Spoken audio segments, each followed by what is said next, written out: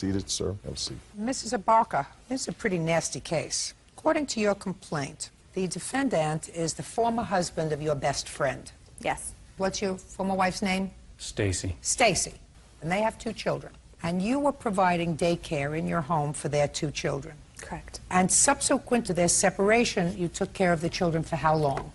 Approximately 9 months, from August of 2004 until April 1st of 2005.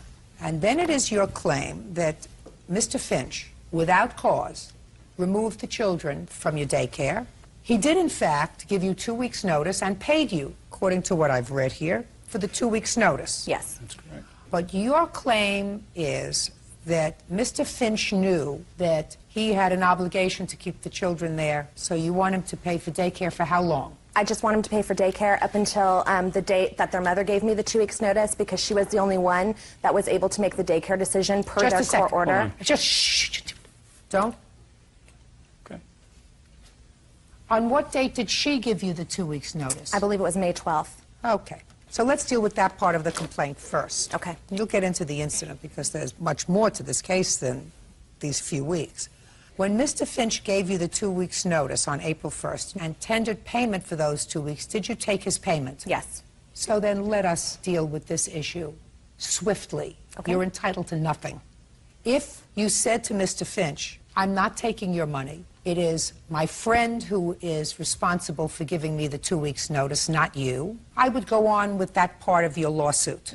But since you took his money, I'm not entertaining any money for April or 2 weeks in May. Now let's move on to the next part of your claim. The next part of your claim is that there was an incident on or about April 1st involving your husband and the defendant. And as a result of that, Mr. Finch called the state licensing board and made false allegations against you. Mr. Finch said what he reported to the state licensing board was true, correct? That's correct. The counterclaim that I have by Mr. Finch is that you called Child Protective Services complaining about Mr. Finch and alleging that he in some way inappropriately touched one or both of his children. That's the allegation. Right. So, did you in fact call Child Protective Services? I did. On what date? April 4th.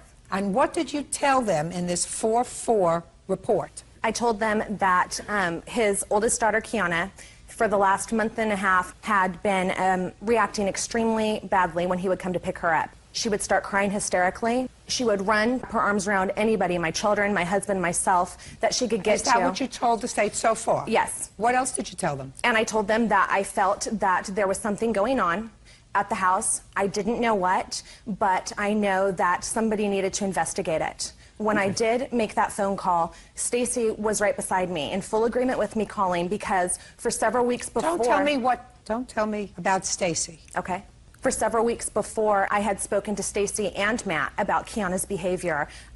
It would be so bad at times that he would come to pick up both of the girls and have to leave with just Lexi, the little one, and leave Kiana at my home until her mother or her stepfather could come and pick her up because she wouldn't go with him. Doesn't... Shh. Okay. So I confronted Stacy about what was going on and told her that I was very uncomfortable with the way that Kiana was reacting and that I was very concerned that something was happening over at his house. No, she doesn't include that. Shh. This revelation, Ms. Abarca, that you had to call and make a substantive report to Child Protective Services did not occur until after Mr. Finch removed the children from your daycare. Is that correct? Yes and no. Yeah. The first time that you called and made a substantive report, despite what you say you had been seeing for the last month and a half, is 3 days after he removed the children from your daycare. Yes. There's certain hard data, and then there's certain soft data. Your conversations with your friend Stacy is soft data. The timing of these events is hard data, which in my view very often suggests that you can make a leap with regard to things like motive. You get me? Yes. Good. Now, Did you subsequently go to the family court with regard to her allegations Yes, of I did. abuse? Yes, I did. And was there a hearing? There was a hearing. And subsequent to the hearing, was your time with your children diminished, supervised, increased? Stayed the same. We were sent to family court counseling after that. Who was? Me and my ex-wife. Just the two of you? Correct. And did you both go to counseling? I requested private mediation. I figured 1 hour with the family court services was not efficient time to handle this situation, and therefore I was granted time to get a private mediation. And as a result of the mediation, what happened? My time was increased To what? to 50%. It had been previous to that, how much? It was only 37% time. Subsequent to the call to Child Protective Services, was your daughter subjected to a physical examination? Yes, both daughters were. And I do have the report here. Can I see it, Would you like to please? see it? For both daughters.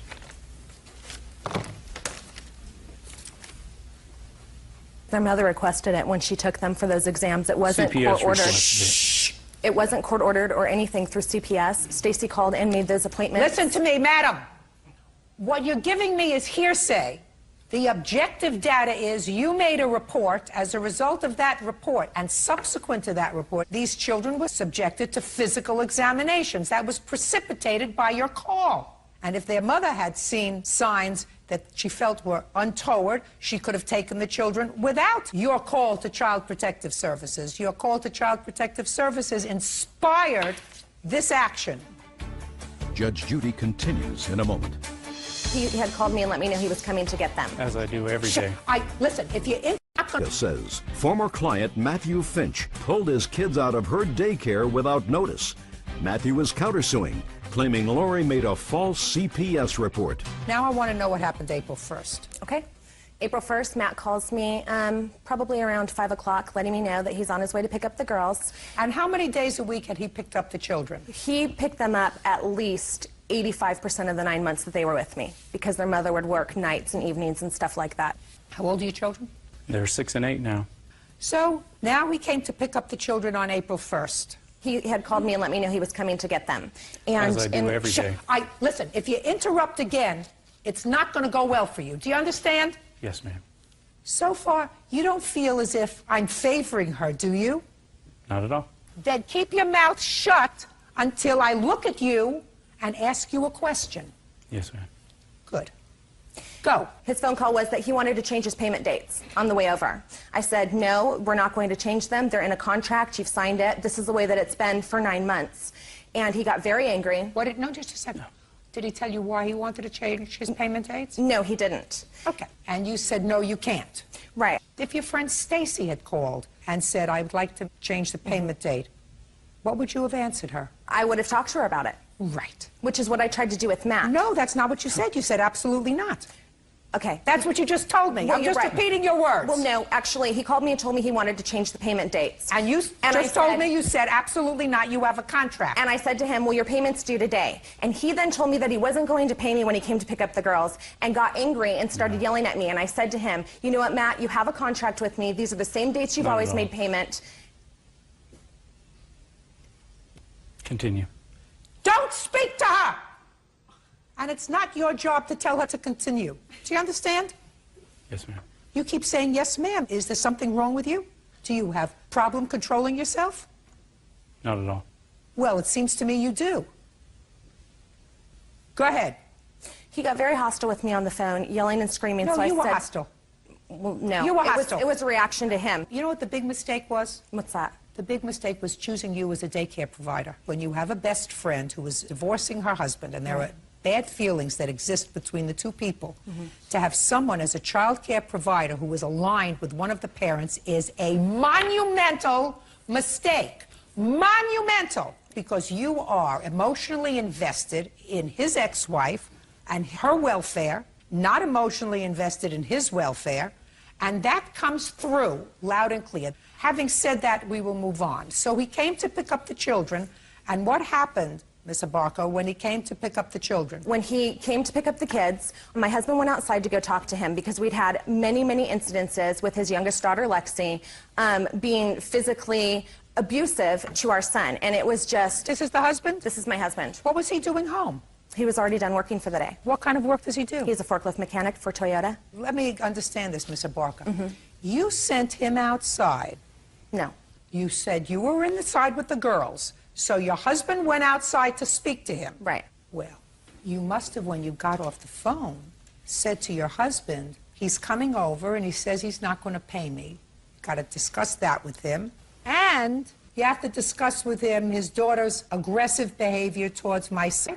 Yes, I spoke to him about the phone call with Matt and about the incident we had just had with Lexi and Cole on Matt's way over to come and pick up the girls. Well, why don't you tell me about the incident between your son, who was how old? At that time, he was 18 months old. And the daughter, who was how old? Lexi was 5.5. So why don't you tell me about that incident? I believe on that day, she pushed him down. She would pull his hair and pull him down. You know, just different little things like that that were constant. And I sat down with Lexi, and I said, you know, Lexi, we've been having a lot of problems with this kind of behavior. What is wrong? Why is it that you and Cole can't seem to get along? What can we do to change it? And she says to me that her father told her that if there's something she wants or Cole does something that she doesn't like, then she can basically take matters into her own hand. If she needs to push him away from her or do something like that, that's what he told her. The 8-year-old daughter, Kiana, was there as well. Kiana confirmed that was the discussion that they had in their vehicle and also stated that there was a boy she was having problems with at school, and Matt told her that if he continued to bother her, she could go ahead and punch him. Where were you when this was going on with the 5-year-old and your 18-month-old? I was in my dining room. And where were they? They were in my living room, which there's a huge opening. Shh. That's not supposed to happen. It's your responsibility if the 5-year-old pushes down the 18-month-old. It's your responsibility because you are providing inadequate supervision of the children. Agree.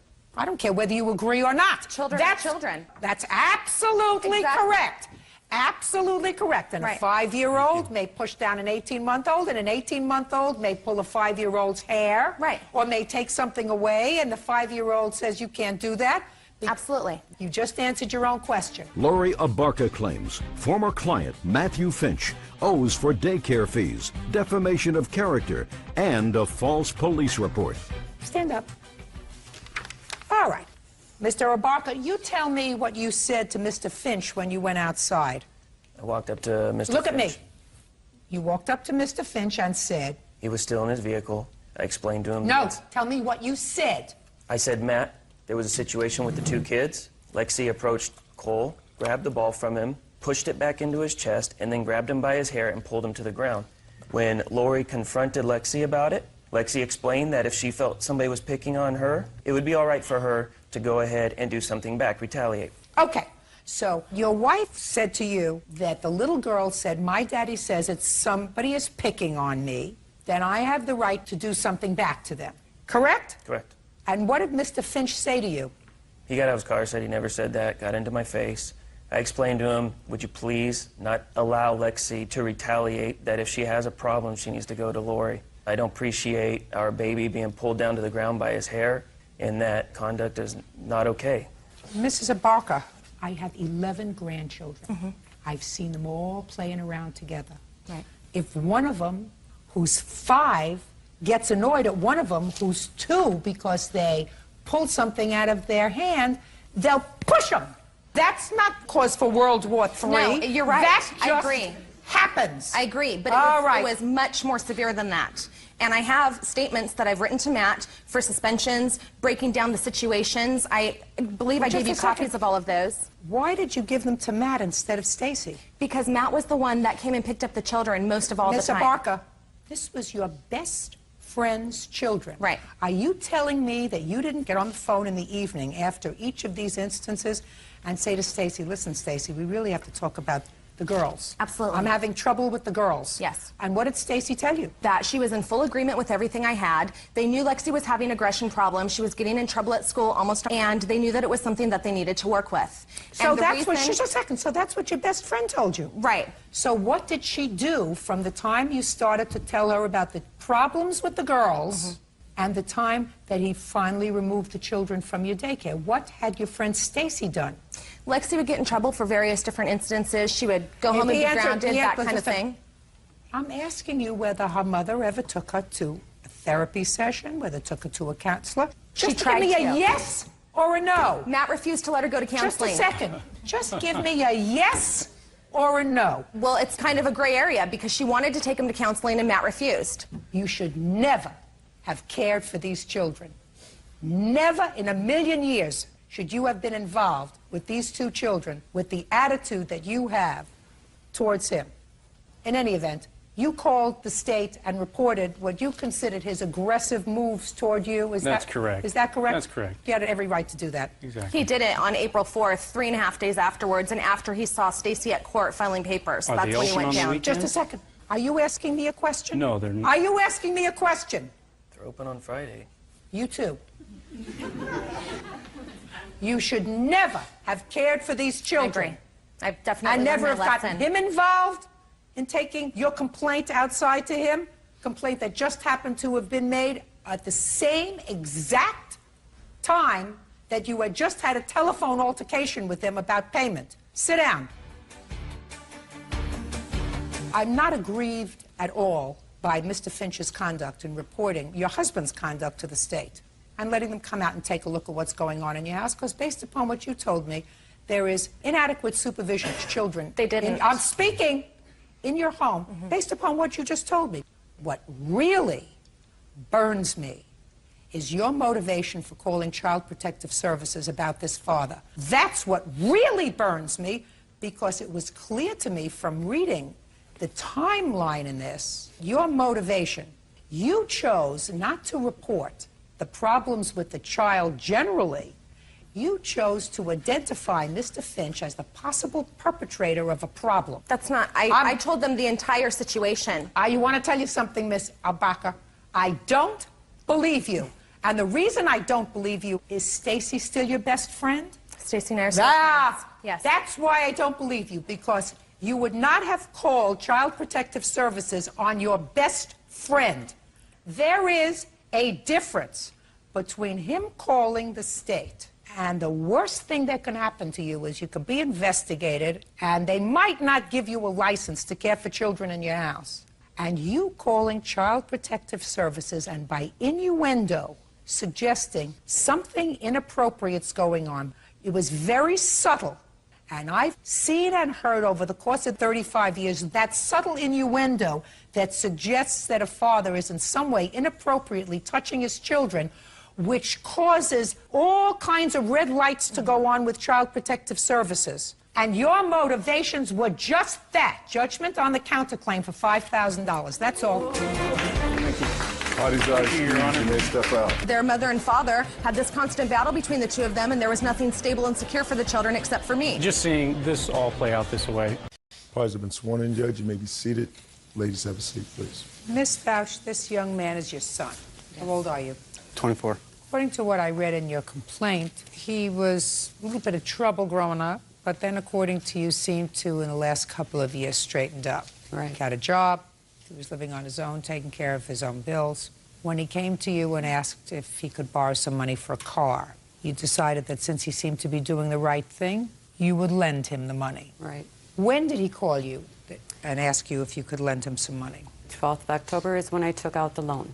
He called, asked if I would help him. What did he say? Mom, my girlfriend's dad came and got the truck I had. I don't have a vehicle to get to work. Would you please help me get a car? For the first time, I said yes, even when my husband said no. Mom, would you help me get a car? So what did you do? I told him I would call the bank, get a loan. I went down, picked him up, took him down to the car lot, wrote a check for $2,000. And? He took the car, title went in his name, and now he doesn't want to pay the payments. And Well, I've been making them. Talk to me about the payments. So far, I haven't heard anything about him agreeing for the payments. I told him I would borrow him $2,000. You pay me back at $250 a month for 8 months, and it would be paid. And what did he say? I will. He agreed to pay the money Where was back. he working at the time? He works putting in fireplaces. You work for a company? Yes. You get paid by the week? Yes. What do you get paid? Approximately $400 a week. Is that what you take home? Yes. So it wouldn't have been any trouble to pay back the $250 a month? It wouldn't have been any trouble if that was the case. Okay. Is this your girlfriend? Yes. Her father had allowed you to use one of his vehicles? He co-signed for a loan on a pickup, and we split up. And he took the pickup. Who split up? You? Me and Kara. Whose name was the truck in? Mine and her dad's. He was first signer on the title, so he had the right to take it from me whenever he wanted. Well, had you been making the payments on it? Yes. All the payments? Yes. Even after you broke up? No. Once he took the truck from me, I quit making payments. But before that, you were making the payments? Yes. Are you back together again with the girlfriend? Yes. What about the truck? I still don't have it. Do you talk to the father? No. Do you talk to your father? Yes. Why did he take the truck back? There was the full... Tell me your name. Kara Nelson. Why did your father take the truck back? There was a lien on the truck, so there was supposed to be full coverage insurance on it, and it got dropped to liability. Who dropped it? I did. Why? I didn't figure I needed it. Well, if there's a lien on it, then you have to have it. I didn't know. I'd never had a vehicle in my name before that had a lien on it. Well, did somebody discuss it with you after you said you dropped it? No. He just came and took it after I dropped it. No one said nothing. Mm-hmm. And how long had you had the truck? Approximately 5-6 months. And what prompted you, after 6 months, to drop the expensive part of the coverage? Because it was expensive. It was a little more than I could afford. And you didn't discuss that with anybody? No. Don't you think you should have? Yes. So that was a mistake? Yes. So now you understand why he took the truck back, because you Yes. did something that was irresponsible. Yes. Now, you called your mother, and what did you say to her? I explained to her that my truck had been taken, and she volunteered to help me buy a car. Well, what did she say to you? I'll give you $2,000. That's all I can afford. I didn't say I... Shh. And I went. I found a car for $2,600. I paid $600. She paid a check for $2,000, and I got my car. Okay. Now, when for the first time did your mother call you and ask you to make a payment? I never got a phone call from her afterwards. Next thing I knew, I had court papers delivered to my house. Well, this was in October that she gave you the money. Yes. And when did you have the court papers delivered? It was approximately a month later. In November? Yeah. And what did you do when you got the papers? You called her and said, what's this all about, Mom? No, it's... My parents have never been there, so I figured this... After she gave you the money, October 12th, and you went down and got the car, did you call her the next day, the next week, 2 weeks later? No. Why I haven't not? talked to her. We just don't talk. We haven't talked since... Well, it was easy for you to call her up, Mr. Schmidt, and ask her for money. Yes. I just figured that was the least she could do for me.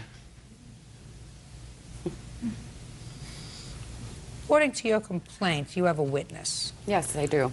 My daughter, Tricia. With whom your son had a conversation. You're Tricia? Yes. I'd like to hear what you have to say. He told my mom that, or he told me... I don't want to hear what he told your mom. Only what he told me you. that he wasn't going to pay her because she's never done anything for her, and that when he Let's took go her- back a second. After your mother gave him the money, and I assume after he got served with the papers for court, you had a conversation with him. Yes. Did you keep in regular touch with your brother? Yeah, I always talked to my brother. Well, what did he say to you when he got the papers? He said, Mom served me, Mom's suing me. And you said to him? She has the right to. And he said to you? If she takes me to court, I'm going to tell her that it was a gift and they can't take a gift away. Did he say why he was going to do it? Because she never done anything for him. And what did you say to him when he said to you, she never did anything for me? I said, that's your own business. Is that the whole conversation? For that one, yeah. After that conversation, did you have other conversations with your brother? Yes, I have. So you're on good terms with him? Yes. You like him? Yeah. He's family. You call him, he calls you. Yes. He just doesn't call your mother. No. He's angry with her. Yes. He's always been angry with her. Do you know why? Because she sent him away. You know why she sent him away? Because he always got into trouble with the police. Do you speak to your mother? Yes. So you were on good terms with your mother and your brother? Yes. Good for you. Good for you. Thank you. Judge Judy continues in a moment. I want you to go like this to yourself. Pinch it hard. Are you alive? Yeah. That she gave you. And later today, I stuck my hand in the bag and I was poked by a needle. The next day, I had red lines going up to my armpit. My mom came over. She said, you have to go to the hospital. She said, it looks like you have a blood infection.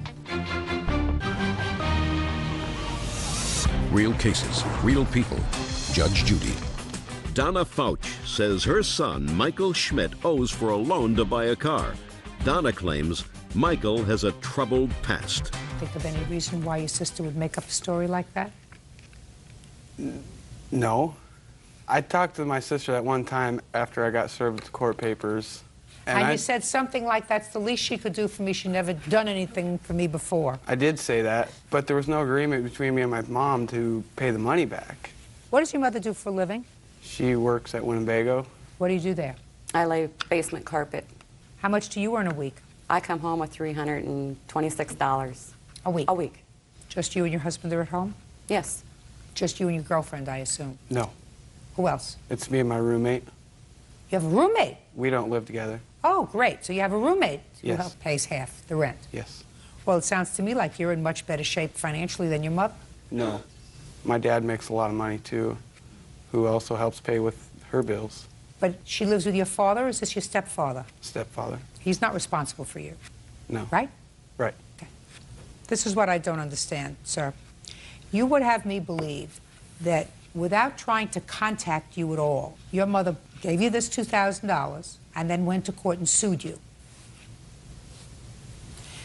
You would have me believe that she didn't, as she says she did, try to call you several times and you wouldn't take her call, right? Right. You see, that makes sense. That's common sense. That has a smack of reality to it, that she gave you this money. She said it has to be paid back because it's a home equity loan. Otherwise, it comes out of the equity in my home, so I have to pay it back.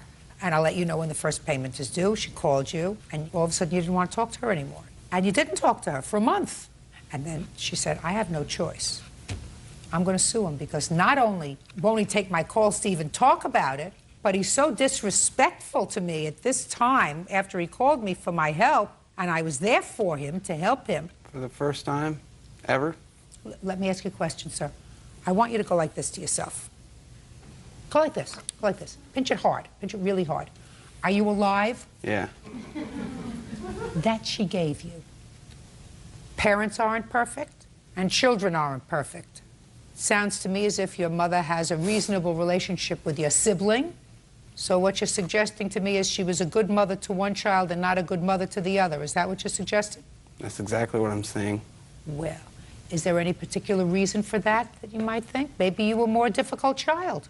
You think that's possible? The same It's child possible. that canceled the insurance on a truck when somebody else was responsible for it? Yes. Got my drift? After a while, you start having to take responsibility for your own actions, sir. And you're 24 years old. The time is now. And if you, as an adult, say, listen, my mother wasn't a good mother to me, and I've made a choice that I don't want to have anything to do with her. You're entitled as an adult to do that. It's foolish, but you're entitled as an adult to do that. But what you did was you called her and said, I need money. You owe her the money. Pay her the money. It's the right thing to do.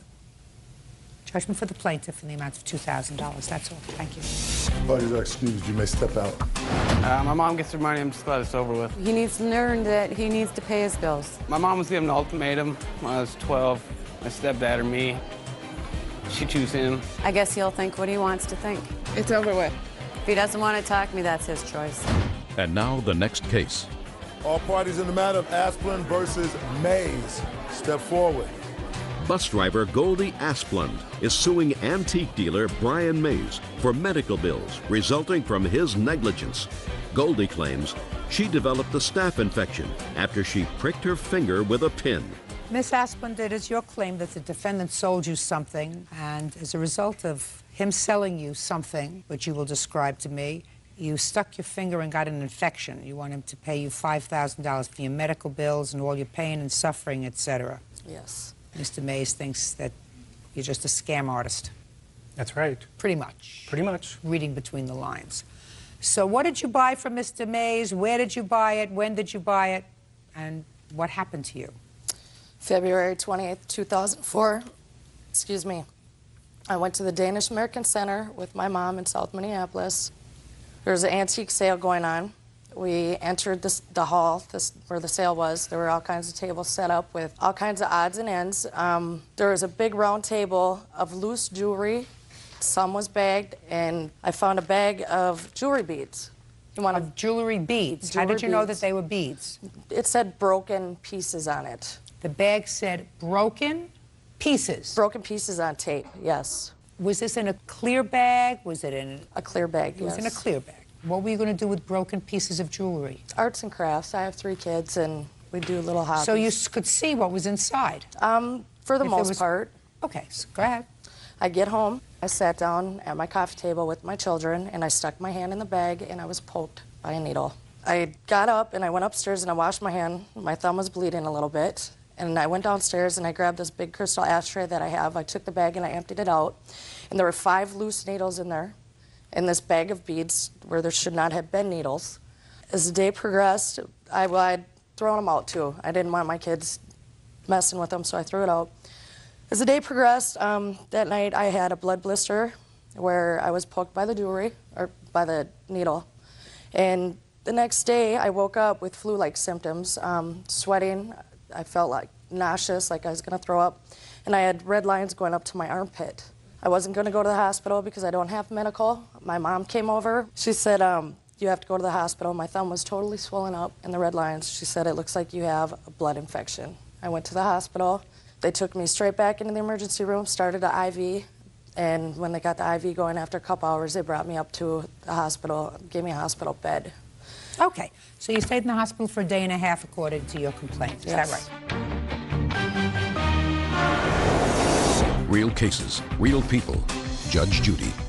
Goldie Asplund says antique dealer Brian Mays owes for her medical bills resulting from his negligence. Brian says Goldie is trying to scam money. Now, tell me what happened. Good afternoon, Your Honor. I have been in the antique business for 35 years. I have a very reputable name in the antique business. On February 27th, 28th, 29th of 2004, I conducted a sale at the Danish Center, and I had several tables in the center of the room. There were several bags, maybe a half a dozen bags, with possibly maybe 6, 8 earrings. I got it. And other things. But everything else was single items in bags. I had no broken jewelry there. She had called me up on March 15th, and she called me up and said, did you have the sale? And I said, I did. She said, do you have insurance? And I said, why do you ask? And she said that she had come to my sale, and she was going through the loose jewelry on the card table, poked her finger with a brooch, gone home, got blood infection, ended up in the hospital, almost died, and the doctor said that I should have to pay her $4,000 medical bills. Okay, so she told you that she was going through the loose jewelry on the table tables, and which have poked a her photograph. finger. Right. Okay. And then I said, no, I don't. She said, okay, goodbye. And in October, I received papers from Hennepin County Court, and she had changed her story. And come to find out, after I had talked with her on March 15th, I called up my cashier, and I said, do you believe that this woman is doing this to me? And she said, well, you know what? I worked a sale for another fellow, his name is Steve, and she tried doing the same thing for him. She tried suing him, and after she couldn't sue him, she came after me. Step up. What is your name, sir? Steve O'Hearn. Did you try to sue Mr. O'Hearn? Can I The answer is explain either that? yes or no. No. Tell me what you know, Mr. O'Hearn. She called me approximately March 12th, stated she had been to my sale and bought a bag of jewelry, went home, stuck her hand in the bag of jewelry. There was a brooch in there. Okay. And Not a needle. Not a needle. Okay. I didn't hear needle till today, Your Honor. Go ahead. She told me she pricked her finger, got blood poisoning, and wanted me to pay the bill. I said, you're probably going to run me into financial ruin. I said, first thing you need to do is get your receipts so I can see what estate it exactly was from. She called me back about a half hour later, stated to me that she had her receipt, and told me if I'm going to go bankrupt or financial ruins, that she would, there's no sense in her suing. So how did you get to Mr. Mays? Through the Danish American Center's log that they had. Whoever rented the hall. They had a log of the name and number. The guy that took down the information, I gave him February 28th, and he was looking at a date before that. The wrong dates. That's why he gave me Mr. O'Hearn's name and number. And Mr. O'Hearn freaked out on me, started cussing me out and stuff. You know, I apologized to him for getting his undies in a bunch. I didn't mean to do that, and he kept hanging up on me. And so I called Brian Mays back and found out, you know, he was the right one on the date, February 28th. He was the one that rented the hall. So I called him, and I told him what happened, and I asked him if he had liability insurance, because he doesn't need liability insurance. He should have been more careful. There shouldn't have been needles in a jewelry bag. I don't believe there were any needles in there. I don't believe there were needles in there. I believe you may have stuck yourself on a pin that was part of a piece of jewelry, and you're making up a better story. No, I wouldn't come. Oh, yes, you did. No, I yes, don't you think did. so. Oh, yes, you did. Because anybody that buys a bag of loose, broken jewelry, even if it's in a plastic bag, would take it and dump it, as you ultimately did in an ashtray. So if you, in fact, you stuck yourself on a broken piece of jewelry, not a needle. And that's what you purchased, and you should have been more careful. And don't blame anybody but yourself. You have to be careful and accept responsibility for what you do, madam. Not everything is a lawsuit. If you buy a bag that says broken pieces of jewelry, you're supposed to be more careful. Your case is dismissed. That's all. Thank you very much. Thank you. What is your excuse, mister? I almost died. I had staph infection. There was no debris because I went through each bag one at a time, and I throw things away. From a bag of jewelry beads that I bought from this man. Like broken glass and tacks and needles and so on. With 5 loose needles in there. There were no needles in any of the bags. It's $4,300 in bills. That's an awful lot when I don't have medical. I think that people getting away with these type of things is just not right.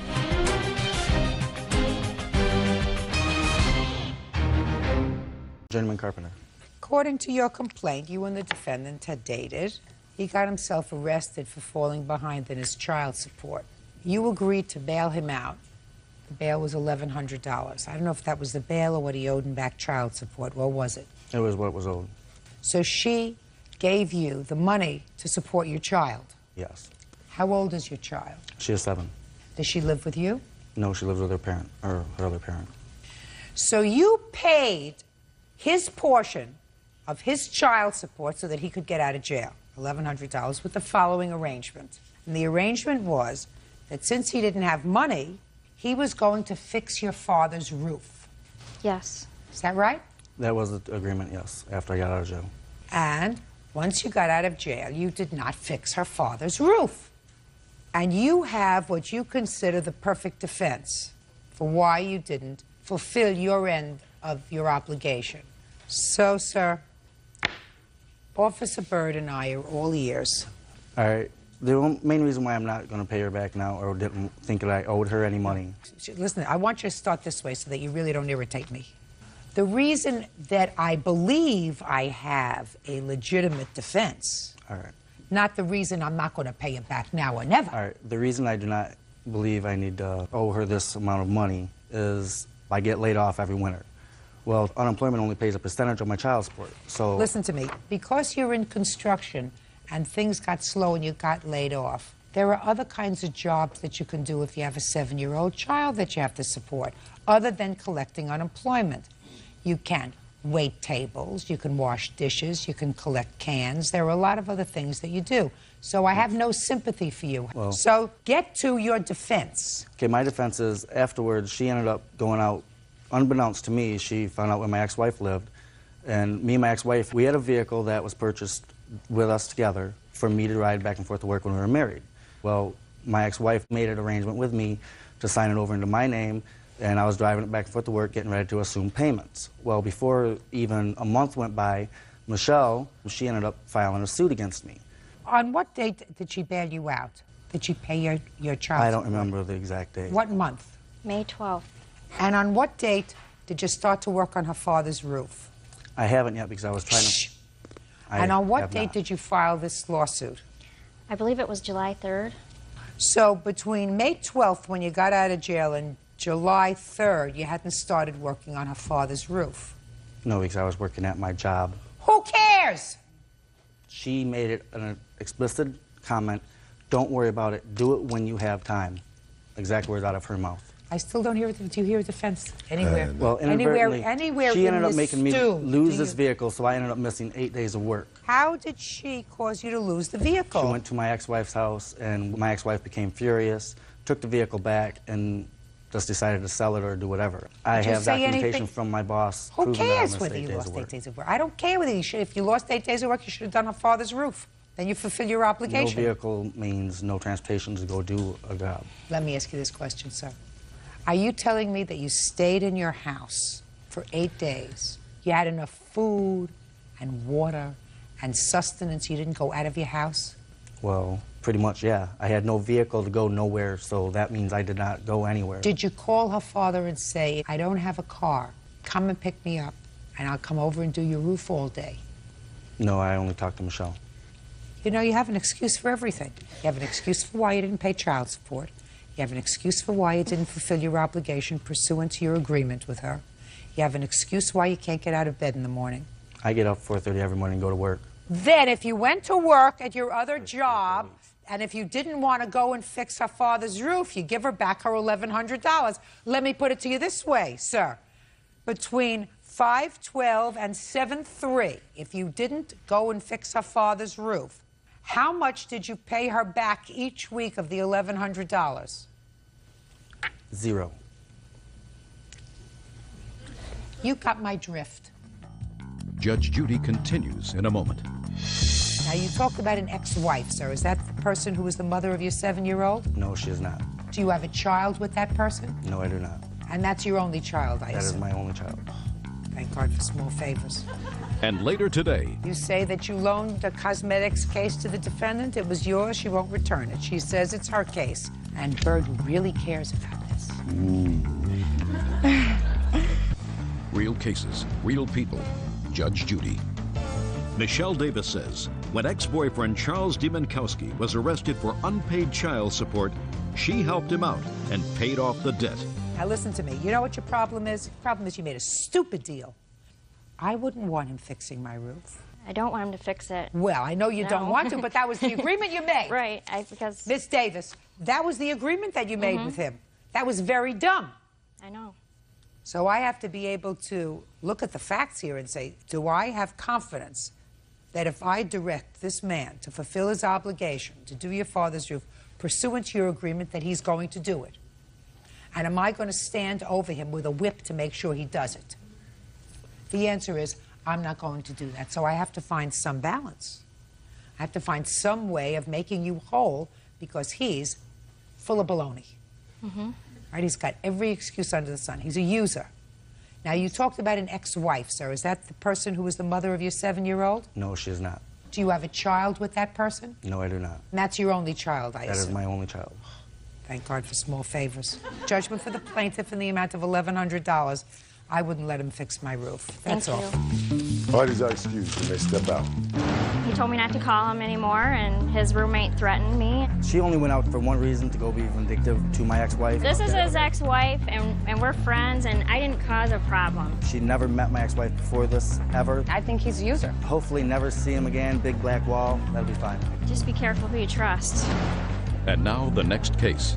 All parties in the matter of Branlin versus Evans. Step forward, please. 19-year-old makeup artist Sarah Branlund is suing her ex-best friend, 19-year-old Angela Evans, for the return of her makeup case. All right, this major case is all about a cosmetics case. A whole bunch of makeup.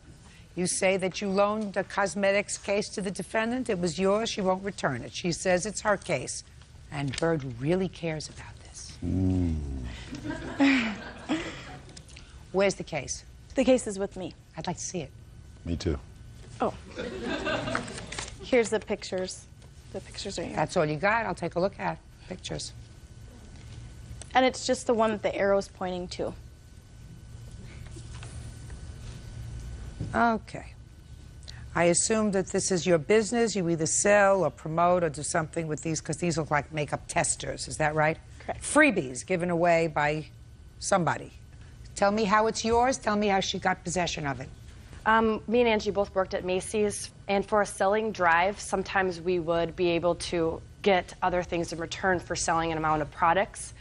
Angie worked for Lancome. I worked for Shiseido.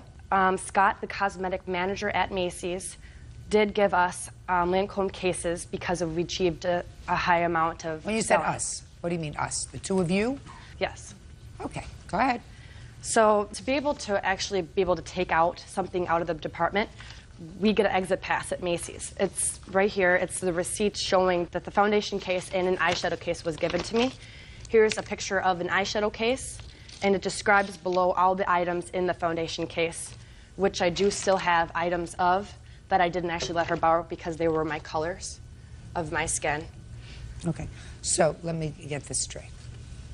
What you're showing me is when you walk out of the store where you work, you have to have something that shows that you're not stealing Exactly, anything. yes. Okay.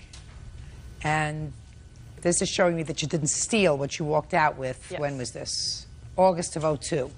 Is that right? Yes, correct. Okay. And according to this picture, there are some foundations missing, and according to you lent her the foundation kit absent the stuff that you use because you use it, so you didn't want to have that out of your possession. You use it for your own personal use. Exactly. Okay, when did you lend it to her? And around May of 2003. It was for a wedding that she was about to do. Well, tell me about it. Me and her were really good friends, and we worked together on different makeup events. And so we always tried to help each other out. And so I let her borrow the foundation case because she didn't actually have a foundation case. She has a blush, lipstick, and other etc. When did you ask for it back? It was actually after the argument that we had. We had a very, very bad argument. It was just kind of like girl stupid stuff, I guess. And we were at her house when we had the argument. I drove off very mad. And then when I realized that when I drove off that she still had my foundation case, and so I let my boyfriend call her and tell her that I would like that back, and we can also exchange clothes, that me and her sometimes borrowed clothes from each other. This is the boyfriend? Yes. Step up. Tell me your name. Hans Swanberg. When did you call Miss Evans? On the night that they got in a fight. Do you know what day that was? Yes, I do. 5/14. It was May 14th. And what did you say to Miss Evans when you called her? Well, I tried to be smooth at first because my goal was to get the makeup case back. I asked you what you said to her. I said that I understand that you got in a fight, and I'm sure you guys will get over it because they've had fights in the past and they always get over it. And I said, I understand that you have some items of Sarah's, and I said specifically the makeup case, and she said, yes, I do have that. And then I also said that Sarah has some of your items too, like clothes, and I asked if she wanted to meet to exchange those items because Sarah did not want to go meet her because they had gotten in a fight and she did not want to see her. And what did Miss Evans say? She agreed to meet the following day, and I was to call her sometime when I was at work and discuss when we were going to meet that night. And did you?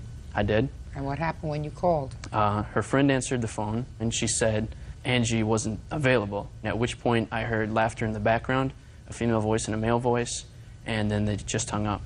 Okay. Is there any other evidence that you want to present No. to me? Good. Perfect. Sit down. Now I'll hear you. Okay. As she said, I worked for Lancome. She worked for Shiseido. We were getting new tester units in, so my manager, whom I have here today, Connie Noel, divided the tester units between myself and another coworker of Lancome.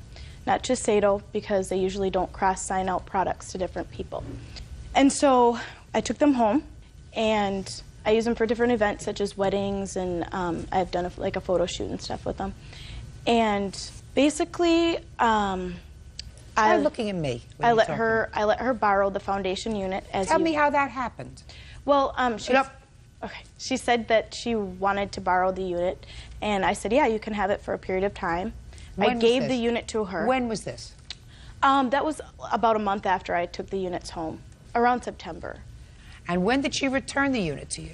I got it back. She had it for a while. Yeah. I got it back the end of April, because I did the wedding in July. It was my cousin's wedding. You want to say anything to me before I ask her any other questions? Sure. Tell me your name. I'm Connie Noel.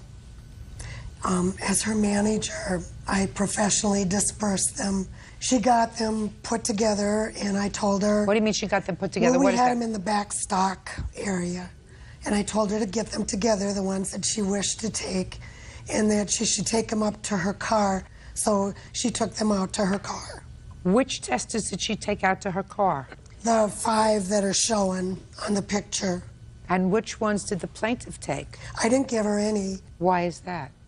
Well, she doesn't work for Lancome. She worked for Shiseido. And these are all Lancome products? Correct.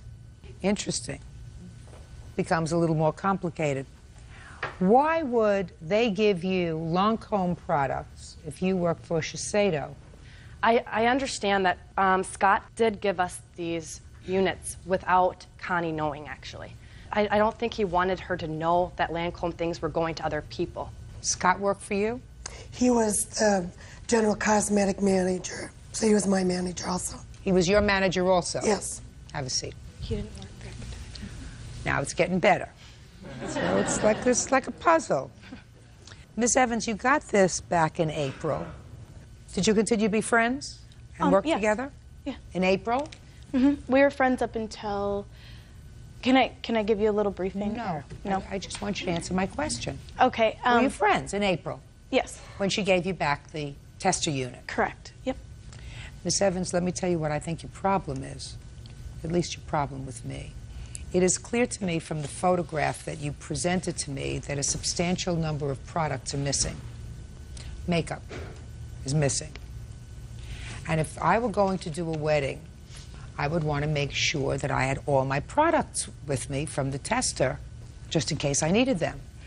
You got this tester back in April, and you continued to be her friend in April up until May when you had an argument about something else wholly unrelated to the tester. Correct. Right?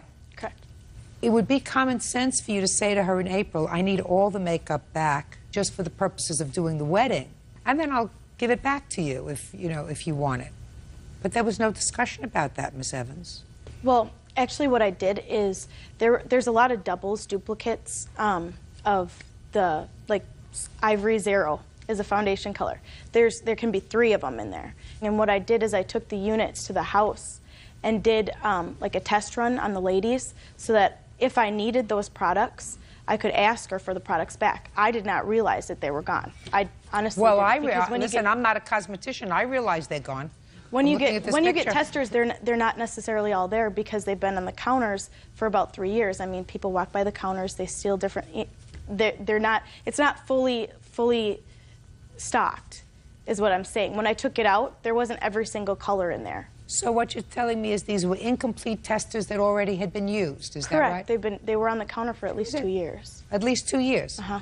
So then my question to you is, why are you people bothering me? That's my question too. Quite frankly, I don't necessarily believe you. Her story sounds far more plausible than yours. And I don't think, with all deference to you, that you know what's his name? Scott. Scott did with all the testers. There's certainly some credibility that I hear in his voice when he says, I called her and said, let's make an exchange. She has some of your clothes and you have the tester. So I don't necessarily believe you. Do you understand? But that doesn't mean that you're entitled to $850 because you didn't spend $850. You got the makeup that you use out of the tester, is that right? Yes. Are you just here because you're angry with her? No, because I would have dropped this whole thing a long time ago. It's been a lot of drama for like 2 months. Listen to me. We're not talking about an item that you spent any money for. We're talking about something that's now at least 3 years old, that a whole bunch of people have put all over their skin, right? Because it's been out in a department store that has absolutely no value. So the $850 that you're suing for, forget it. Do you understand? All right? The items, so tell me what the drama is. Half the items have not been used in those cases. So when I do weddings... Is that the drama that we're talking about? Is that what you want me to become exercised about? No. All right. She used to be a friend. She's not your friend anymore. This amounts to nothing. You have to grow up. How old are you? 19. You still working at Macy's? No. Where are you working? I'm a freelance artist right now. Doing what? Just doing makeup events for special events and stuff like that. Okay. And I assume that you have your own kit. Since this, I do have to buy new foundations because half of them have been lost. Well, if I were you and if I were doing makeup for a lot of different people, I would like nice new makeup anyway, not makeup that's 3 years old, right? Yes. Goodbye. Parties are excused. You may step out.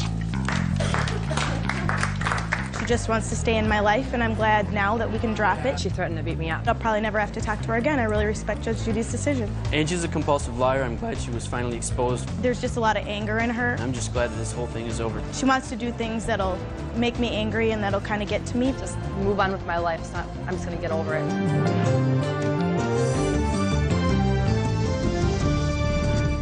Versus Burke. Parties have been sworn in. You may be seated. Ma'am, have a seat. He used to be your boyfriend. Correct. And well over a year ago, you claim a loan to him to bail him out of jail and for an attorney. Yes, ma'am. After he didn't pay you back for the loan, you decided to move into an apartment with him and signed a lease. You were there for several months. According to you, he assaulted you. Yes, ma'am. He was put out of the house. Don't laugh. I didn't assault her. She assaulted me. Don't laugh. Anyway, he was put out of the house, and you want him to pay his half of the rent for the entire lease. Yes, ma'am. Mr. Burke says that you put a restraining order on him. He was not permitted to go back to the house, so he's not going to pay for an apartment that he can't live in. And with regard to the bail was a gift because she wanted him out of jail. And the attorney's fees, he really paid for because you deposited all his money into a joint checking account, and he gave you his salary and put it in a joint checking account. So Not joint, just hers. Hers. You gave her money from your job? Yes, ma'am. Okay. When did you sign this lease? Which one? The one that we are talking about, where you were evicted. Okay. And don't be glib with It was me. in, I don't like it. September. September of what End year? of October 2004. When did you move in? It was like October 25th, maybe sooner, like a week earlier. When did you move in? I have the lease right here, Your Honor. It's dated 8/26/04. When were you put out of the apartment? October 19th. Did you pay September's rent, your half? Yes, ma'am. Is that correct? No, ma'am, it's not. How did you pay September's rent? I put all my checks into her account. For how long? February all the way up to about September, the end of September. Yeah. I also finished the job. Your Honor, that's a complete lie, and I brought all my bank account statements with me. So if he has dollar amounts and dates, we can look on my bank statements and see if there were checks deposited. Well, it would be around the 15th and the 1st of every month. How much did you give him? Amounts. Shh, don't speak to him. Amounts. I'm Well, going to look give on you the 1, 15th and the 1st. 2, and then I'm going to say goodbye to both of you. Do you understand? Yes, ma'am. How much did you give her on the 1st and the 15th, sir, when you got a check? About $400 on the 1st, and then be another $400 on the 15th. Let me see your bank statement.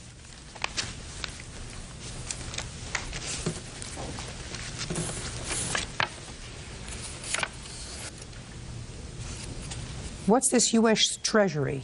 I am an employee of the government. National Guard. Bed Bath & Beyond payroll. I was also employed there. Who did you work for, sir? Ray Hall Construction. It would be Payroll Plus that the checks were from. I don't see any of that so far. They should be in there. Well, I don't see any. Not there. I don't see any It's in not here. there because you didn't deposit money in my account. I did. Opti Brand? I worked for them as well, Your Honor. I had 3 jobs. I mean, I have a whole lot of deposits here, sir, but nothing. And any of them unknown? No. Just? No. $30, $40, nothing. No $400, sir. Any big amounts in June? Now we're going all the way to June. You said since February. I mean, I'm well, looking. yeah, go back to June and see if there's any big amounts, about $1,000. No, sir, I see a couple of small deposits. Listen to me. $40 or $80. Well, it's kind of funny because she got a $1,600 check that disappeared now. Nothing in June. There's no $1,600 There should be because Mr. our Burke, old landlord Mr. paid Burke, us. Mr. Burke, I'm talking about your money. And I know, we're and my talking money about, got and put all into we're her talking account. about is September. First, we're talking about September. You said you paid it. September, yes, ma'am. But how am I supposed to prove if I ain't got no papers because they're still at my house where I can't go back to? I don't know, sir. Yeah, that's not why true am I? either. That is true. How much is his share of the rent? It would be $297.50 per month. And he paid September. No, ma'am, he did not. He paid August. No, ma'am, he He did didn't not. pay it all since you moved in. No, ma'am, not Is a that dime. right? He did pay. I will give him this. He did pay his half of the deposit, which was $250. That's all he paid. Are you still living there? Yes, ma'am, I am. I couldn't get out of the lease. Okay, this is what I've done. He was there until October 19th. He should have paid both September and October's rent. And from that, I have deducted the $250 deposit, because the deposit you're going to get back yourself when he leaves. And actually, ma'am, I'm probably not going to get that deposit back with all the holes that he put in our walls. Well, and I have pictures to prove the holes that he put in our walls. So no, I'm not going to get that money back. Well, I don't know that. I don't know that, and I suggest that you get a little putty and putty up the walls. So that's $345. You do not get the full amount of the lease. I'm held responsible for the lease. Why is he not? No, both of you are. So why does he not have to pay his half? It's not my fault. He thought it was okay to throw me around. You said it was okay for me to and move I got out. a restraining order. That's not my fault. Why am I being held responsible for this and he's not? Kristen, listen to me very carefully. Right now, what he owes you for are September and October's rent. Should the landlord not let you out of your lease and decide to sue you, both of you, then you have a cause of action against him for your damages. But to give you that money now is premature, because A, it's possible that you can get a roommate to cover some of the months. And I have B, it's possible that the landlord will let you out of the lease. But right now, if I awarded you the money for the lease, what I'm saying is you can live there alone. You've put him out. There was a restraining order. He was told not to come back to the house. Nobody told him to be involved in bad behavior, but you had some clue before that he had a problem. And there's nothing I could do. Yes, you didn't have to sign an 11-month lease with him. And he didn't get violent until after we signed that lease. If you're 22 years old, and when you're 21 years old, you have to front him $500 for bail money, and for a lawyer, you exercise better judgment, and you don't enter into a lease with somebody like that. That's what you do. Now, tell me about this case that you had where you needed to be bailed out of jail, sir. We had been dating for like a month and a half, and then I had gotten a DUI. How many DUIs have you had? Look at my eyes. Judge Judy continues in a moment. Kiss up to God and say thank you for opening my eyes to the fact that this man is a loser. I'm a loser, huh? Big time. Loser. And later today, me and Mariel dated for a while. I'm not your therapist, and this is not Montel. Take your hands off your hips, sir. Only attitude here is mine. real cases, real people. Judge Judy. Kristen Otterstetter says ex-boyfriend Jared Burke owes for bail, attorney fees, and rent. Kristen says Jared was arrested for a DUI. Go ahead. I've been pulled over for 3, but I got 1. She paid the $500 to get me out. She won. Shh. You got pulled over, and when you got pulled over, you were taken to the precinct. Yes, ma'am. And what did you do when you got to the precinct? I had contacted Kristen. I had contacted my sister. You called her? I had contacted my sister to let them know that I was in jail. And what did Kristen say to you? Kristen said she wanted to help me out. And what did you say? I said she could, but I was going to get out anyways. And you were working at the time in construction? No, ma'am. What were you doing? I had just got laid off. I was working at a car dealership. Why didn't you give her back the $500 bail? I gave her money because the terms that we had was that I just lived with her. I had a place to live with my brother, but the terms was if she got me out, she wanted me to live with her. You must be some prize. I guess. Must be one of those hidden things that you don't see. You know, like a frog. Maybe somebody kisses you, turn into a prince, but I don't see it, quite frankly, with my naked eye. So you're telling me that she said, this lady who works 3 jobs, said, I'm going to pay you the $500, and all I want in return is I want you to come and live with me. Yes, ma'am. Why'd I move in with her then? When I had a place I could go to. Everybody has a place, sir. Yes, everybody does have a place, but why'd I have to move in with her? Maybe she's a good cook. Maybe. Kristen. Yes, ma'am. You're 22 years old. Yes, ma'am. I want you to figuratively lean over and kiss the ground and kiss up to God and say, thank you, thank you, thank you for opening my eyes before I did anything stupid like having a child with him. Yes, ma'am.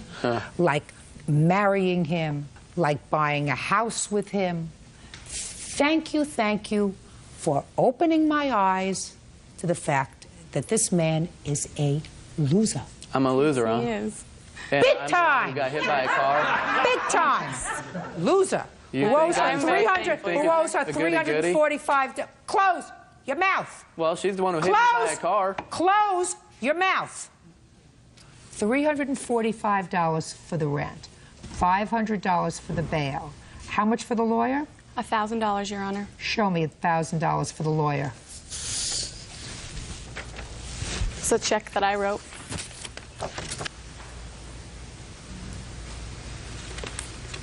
What happened with his DUI case? Yeah, and that's the reason that I did have to stay, is because I will admit I was stupid, and I signed his bail, and therefore I had to keep track of him. Otherwise, the courts would have come after me for $5,000. Don't tell me that that's the reason, Kristen, because I don't believe it. Not for a second.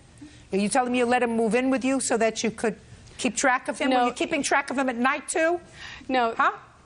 I offered him a place to stay because he said he could stay with his little brother, Kristen. but his little brother kicked him out. Kristen, listen to me very carefully, sweetheart. I don't even think your mother's buying that. For some strange reason, I hope you just had a lapse in judgment. Yes, I did. You seem like a hard-working girl who's got everything in order. I'm very impressed with what you've done with your life so far as your work history is concerned. Don't pick on losers. You're a terrific gal. Pick on a winner. Yes, ma'am. Judgment for the plaintiff for the bail, $500, $1,000 for the lawyer, and $345 for his rent. 2 months. That's all. Parties are excused. You may step out. I just figured, you know, if somebody could help give him a fresh start, he may be able to change his life, and obviously he can't. She had beaten me up and hit me with a truck, and I got in trouble for arguing with her, and that's why I got arrested. He just got really angry, threw me around, threw a knife across the room, wouldn't let me out of the house. I attacked myself with a knife. I was trying to go out with my friends that night. She had an abortion, and I just kind of thought my life, you know, was done. I couldn't stand it. You know, I lost everything I wanted. Like she said, I need to stay away from guys like him. And now the next case. All parties in the matter of Maya versus Magana, step forward, please. 20-year-old administrative assistant Mariel Meyer is suing her ex-boyfriend, 24-year-old construction worker Luis Magana, for unpaid credit card charges. Luis says Mariel gave him the card to use as he pleased. Ms. Meyer, I assume this is your twin sister over here that you brought to court. Yeah. And I assume you brought her so that she could tell me what a lousy character Mr. Magana? Magana. Mr. Magana is.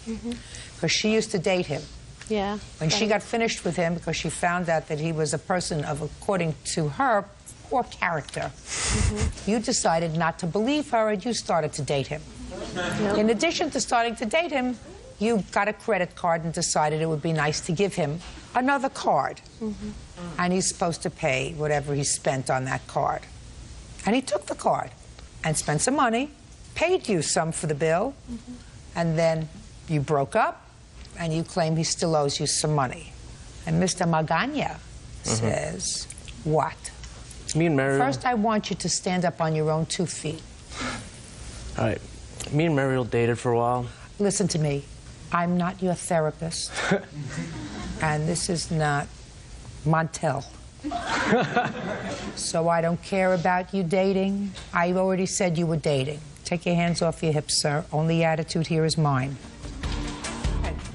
I feel I don't owe her that money because, first of all, I never asked for her to give me a card. She gave me the card. Okay, so that's the first thing. You never asked her for the card. No, ma'am. Okay. Let's have it all at one time because I'm really interested in all of your defenses. I want to hear them all. First, you never asked her for the card, but she gave it to you anyway. No, I did not. Next. She said that she got the card because she wanted to build up her credit and that I could make some charges on it. So she gave it to you so that you could make charges on it so she could build up her credit. Yeah, making payments back on the credit card and whatnot. And that you were going to make payments on it. Yeah. The agreement that we made was that I was going to give her some money. This was after the fact that we had broken up and she discontinued the card for me. It was never an agreement that I was going to pay whatever things were charged on there. Can I say something? No. These things were charged. He's doing miserably enough on his own. Why don't you just let him finish? These are things that were charged when we'd go out partying, clubbing, and whatnot. Things that were charged so I wouldn't look like a cheapskate or whatever when we'd go out with friends and whatnot. So you wouldn't look like a freeloader. I guess you can say that. Why didn't you pay cash? just saw it easier to pay with the card. Well, she could have used her card. I mean, you each had a card, right? That's correct. Why did you use yours? Like I said, when we were with our friends, you know, I mean, being the guy, you know, it looks better. You know, the guy paying for things, so I just whip out the card that I had and put the charges Well, on there. so what you're telling me, sir, is that you really were committing a fraud. You were saying to the other people that you were with, listen, I'm the guy, and I'm taking care of the meal or the club, but in actuality, what you were thinking was, I'm not going to pay for this. Is that what I'm understanding? I'm trying to understand you, Mr. Magana. Because the first reason that you gave me that you're not responsible is because you never asked for the card. Correct. Okay. And so let me respond to that first. If you didn't ask for it, and if you didn't want it, what could you have said, Mr. Magana? I could have said no, but... That's right. You could have said no. I don't need the credit card. I don't want a credit card. I like to pay in cash. Because if I don't have the money, I don't want to spend the money. Right. Look how smart he is. And we've never met. He can finish my sentences. Second thing that you said to me was when you would go out together because you didn't want to look like a freeloader, and it's because in your mind and in your friend's mind, it's the man's responsibility to pay for the entertainment, right? Correct. You whipped out the card instead of paying cash because you wanted to feel good. That's right. There's a price for that. You want to feel good, you got to do the right thing. You understand, Mr. Magana? I understand. There are no now. free rides here, sir. If you want to look like a freeloader, she'll take out her own card. Then you'll look like a deadbeat freeloader in front of your friends. You want to look like a big shot? Pay the tab. You got it. How much does he owe you? $486.50. That's what you owe her. Did she tell you that that's what you owed? Yes, she did. And what did you tell her? Well, I didn't feel I owed the money. Now you recognize that you do. Is that right, sir? Well, I didn't feel I owed the money because... No, I understand that that's the way you used to feel. I'm sort of hoping that after you and I have explored each other a little bit, sir, you've come to terms with the fact that you do owe her the money. Not necessarily. When she gave me the card, I took that as her giving me a gift. And I don't feel gifts are... Are you trying to tell me I've just wasted my breath on you for the last 10 minutes, Mr. Magana? No. So that you understand that you owe her the money. All right, correct. $486.50, judgment for the plaintiff. That's all. Thank you. Parties are excused. You may step out. I knew that he was a freeloader and that he is just not a good person. The other one's mad just because no relationship went through her. We just slept together, and the other one is the one that I had the relationship with. Bars, clubs, a porn hotline. The 1-900 numbers are a lie. They're just mad because I slept with both sisters. I was a stupid 18-year-old girl, not wanting to take anyone's advice, and she was right.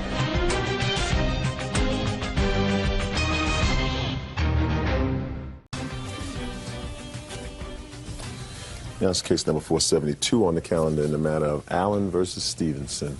Parties have been sworn in, Judge. You may be seated. Have a seat, please. Mr. Allen, it is your claim that the defendant borrowed some money from you. She's a former girlfriend of yours. Ms. Stevenson says that you're a con guy. She never borrowed any money from you. She doesn't know what you're talking about. Right? Yes, ma'am. Go. Okay. Yes, we were boyfriend and girlfriend, and we decided to part ways, and we remained friends. On about the middle of September, about a week before I actually loaned her the money, she called me in desperation, said Lisa had taken a checkbook that no longer existed, a checking account, wrote a check out for $1,800. She needed money, that the bank was pressing charges, and she wrote out a bad check? Yes, Lisa. Is Lisa here? No. Where is she? She lives in Florida. Who does she live with in Florida? Herself. What does she do for a living? She's a cashier. Ever been arrested? No. Ever been charged with a crime? Lisa? No. Lisa? No. Okay. Go ahead. So at the time, when she called me, she said, I need this money. If I don't pay this $1,800 back... For Lisa? For Lisa, they're going to arrest me because it was drawn on my bank account. So... Wait just a minute. Where do you live? Salisbury, Maryland. You live in Maryland, and somehow Lisa got hold of one of her old checkbooks. Yes, ma'am. And Lisa forged a check for $1,800. Yes. But there was no longer an account. Yes, ma'am. And Lisa cashed a check in Florida. Somewhere, I don't know actually, when she said, but it was a check written on this account, and it bounced, so the bank was going to press charges, and if she didn't pay the money back, they were going to put her in jail. Put who in jail? Karen. It's not true. She didn't write a bad check. Well, that's what she told me, ma'am. Okay. I mean, doesn't that sound ridiculous? How old are you? I'm 40, be 42 in March, ma'am. 42. What do you do for a living? I have a few businesses. I'm going back to school, getting my real estate degree, and What kind of businesses do you have? I have a business running a company. I started in 1990. What does it make? What does it do? Well, I buy and resell food as like a Cisco or a U.S. food service. You do that now? No, right now I am in the process of going back to school. The company So now you don't do anything? No, the company still exists. I'm collecting my accounts receivables and stuff like that. Yes, ma'am. I'm still in the process. I have real estate I'm selling. I do various different things. Who do you live with? I live with my brother right now. I'm in the process of selling my real estate, my home. You're in a yes. process of doing an awful lot, Mr. Allen. Yes, ma'am, I am. Are you in the process of going through a bankruptcy? No, ma'am. Did you go through a bankruptcy? No, ma'am, I haven't. Did you ever apply for a bankruptcy? No, Did you ma'am. ever consult with a lawyer about a bankruptcy? Yes, I have. When? I consulted with my lawyer in September, August, September, October, just discussing... September of 2006? Yes, ma'am. About the same time that she was asking for some money? Yes, ma'am. Now, why would you consult with an attorney about a bankruptcy, sir? I'd just gone through a divorce that, the settlement of property had to be dispersed. I had loans with my company, just seeking my different options, out there. It was discussed, but it was never gone through. I'm in a process of selling my assets to pay debts. That was my choice to do it that way. I want to make sure all of my bills are paid. That's why I'm selling my home, other real estate. I have a $1.5 million piece of business real estate that I'm in the process of selling. What's the mortgage on it? $790,000. When did you purchase it? I purchased it in June of '04. In whose name is it? It's in my company's name. Which is? Paradise Produce Company Incorporated. Who else is a partner in Paradise Produce? Nobody. I'm 100% owner. You're current on your mortgage payments? Not at this time, no. They are in the process of being sold right now. Is there a contract for the sale of the property? Yes, there is a contract for the sale of the property. It's pending on other things, that's going on in the community. So, You got a lot going on in yes, ma'am, your I do. life, Mr. I'm a very Allen. active man. You're a lot going on. Yes, ma'am, I do. Okay, so she asked you for this $1,800, and what did you do, sir? I just wanted to get a sense, because I have to figure out who's pulling my leg and who's not. I wrote her this check out from one of my bank accounts. I have numerous bank accounts because I have personal things, business things, and all that. And I actually wrote it out to her name and put loan on the memo. I handed this check to her on September 26th, and she took it, and I said, you can go right down the road and cash this check at my bank. Where did you give it to her? I gave it to her in the shopping center parking lot. I met her in Del Mar, Delaware, on the Delaware side. So that night, she called me back. She says, well, I don't think I can cash this check. I've lost my license, and I don't have a current checking account. I said, well, you can go right to the bank and cash this. I said, I made it out to you, and there's money in the checking account. She said, no, I'd rather you go to the bank and cash a check. And I said, well, let me think about it. And I said, but I would need this other check back. So the next day, I went to Lori. This is my witness, Lori Collins. Can I bring her forward, Judge? Or? Who are you? I'm a friend of John's. What kind of a friend? Close family friend for over 30 years. Okay, go ahead. So I went by Lori's house. I discussed it with Lori. I said, Lori, I'm going to probably loan some money. I have loaned some money. She wants me to take the check back and go to the bank and cash the check and give her the $1,800. And Lori said, well, just make sure that you keep this check here, the first check, if she gives it back to you. First check is of no value. Right. Unless I contest for fingerprints on it. Right. And then the second check is, I wrote her name in the memo that I cashed this check. Here's Yeah, the well, legal. that's what you wrote. And I went to her name in the memo. Right. So I told Lori, I said, Lori, I have loaned this lady some money. I said, as a friend, I just wanted somebody to know that I had loaned her the money. Was she there when you gave her the money? No, ma'am. Good. Sit down. And at the time I wrote the check out, I have bank accounts with different amount of figures in it. You know, right now $25,000 on this. If I needed it, she claims that I needed the money for myself. I don't need it. Just show me the account where you took out the $1,800. Yes, right there. Judge Judy continues in a moment. Pool tables, big screen TV, living room furniture, kitchen furniture, all that stuff has been auctioned off. They've been Real cases, real people. Judge Judy. John Allen claims former friend Karen Stevenson owes for a loan of $1,800. Okay. Your Honor, he states that the first check that he wrote me, he had $1,800 in that account. That's the check he first gave me. I subpoenaed his bank records. $1,800 was not in there. He had Can I see it, please? Yes, ma'am. He had $72.79 in that Let me account. see. Can I see that check, please?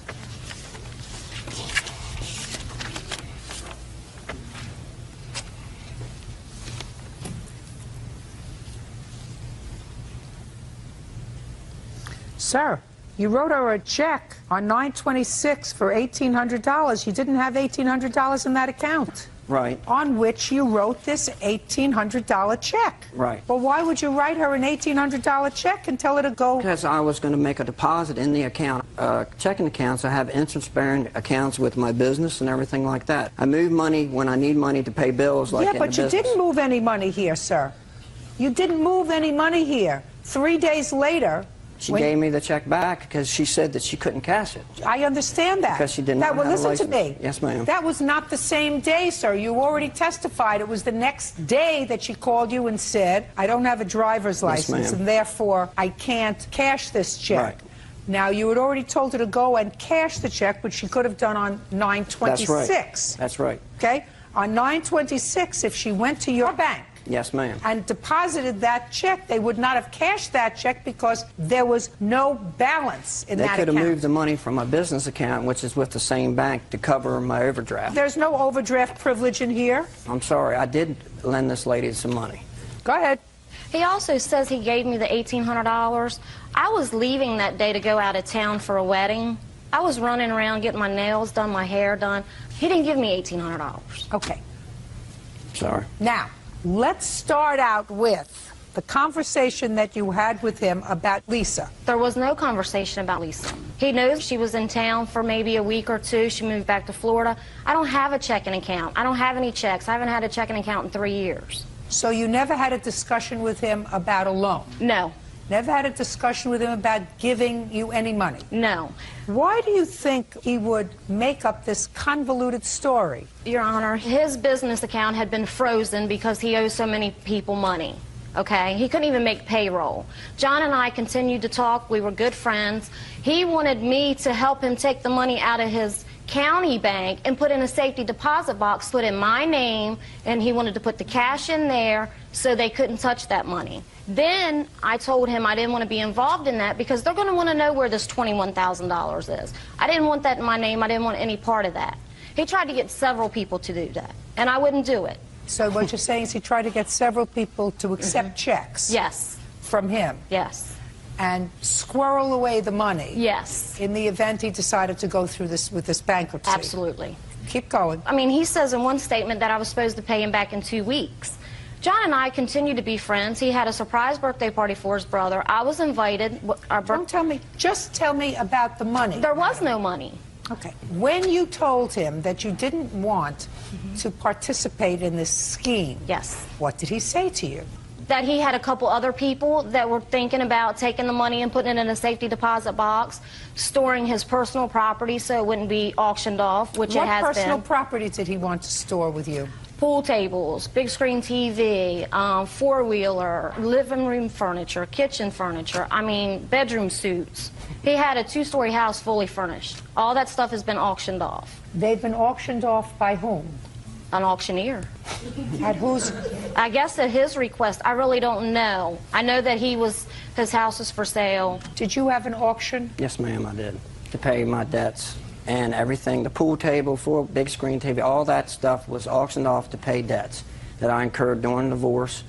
I'm in process of selling 2 pieces of property, a business piece of property, all my assets to pay my debts. I am not filing for bankruptcy. I am Well, going to be it's a little paying. more difficult now to file for bankruptcy, Yes, ma'am. sir, because what you're suggesting to me is if you own a piece of property that's worth $1.5 million and you have a $790,000 mortgage, Yes, ma'am. if you file for bankruptcy, you're not going to see any of that money. Yes, ma'am. So in order to see any of that money, if you pay off your creditors now, then you'll be able to maybe walk away with a couple $100,000. No, ma'am. My assets are about $2.2 million. I owe about $2.1. So, time I pay auctioneers, you know, realtors, all that stuff. So it doesn't pay for you. So you have assets of $2 million and you have debts of about the same. So you can't go into bankruptcy. That Right. doesn't mean you're bankrupt. It just means that you have to go to work. Business people, you have mortgages, you have attorneys, you have Right. all kinds of other things, and you're not unfamiliar with court. Yes, ma'am. So here you come to a court and you say, I made a loan to this lady. Put your hand down. I made a loan to this lady. I did not memorialize that loan in any way. This check is of no value. Right. Because she never endorsed it. I can take out my checkbook and write out a check to Petrie Hawkins Byrd in the amount of $10,000 and say, I gave him this check. Right. He gave it back to me, and I gave him the 10 grand in cash. And this is some evidence that I gave him that money, right? Right. I didn't give you any money to no. So this is evidence of nothing. Right. The only evidence that it is, sir, is that she subpoenaed this bank account, which says at the time you allegedly wrote this check out to her, you didn't have sufficient money to cover the check in the bank. Right.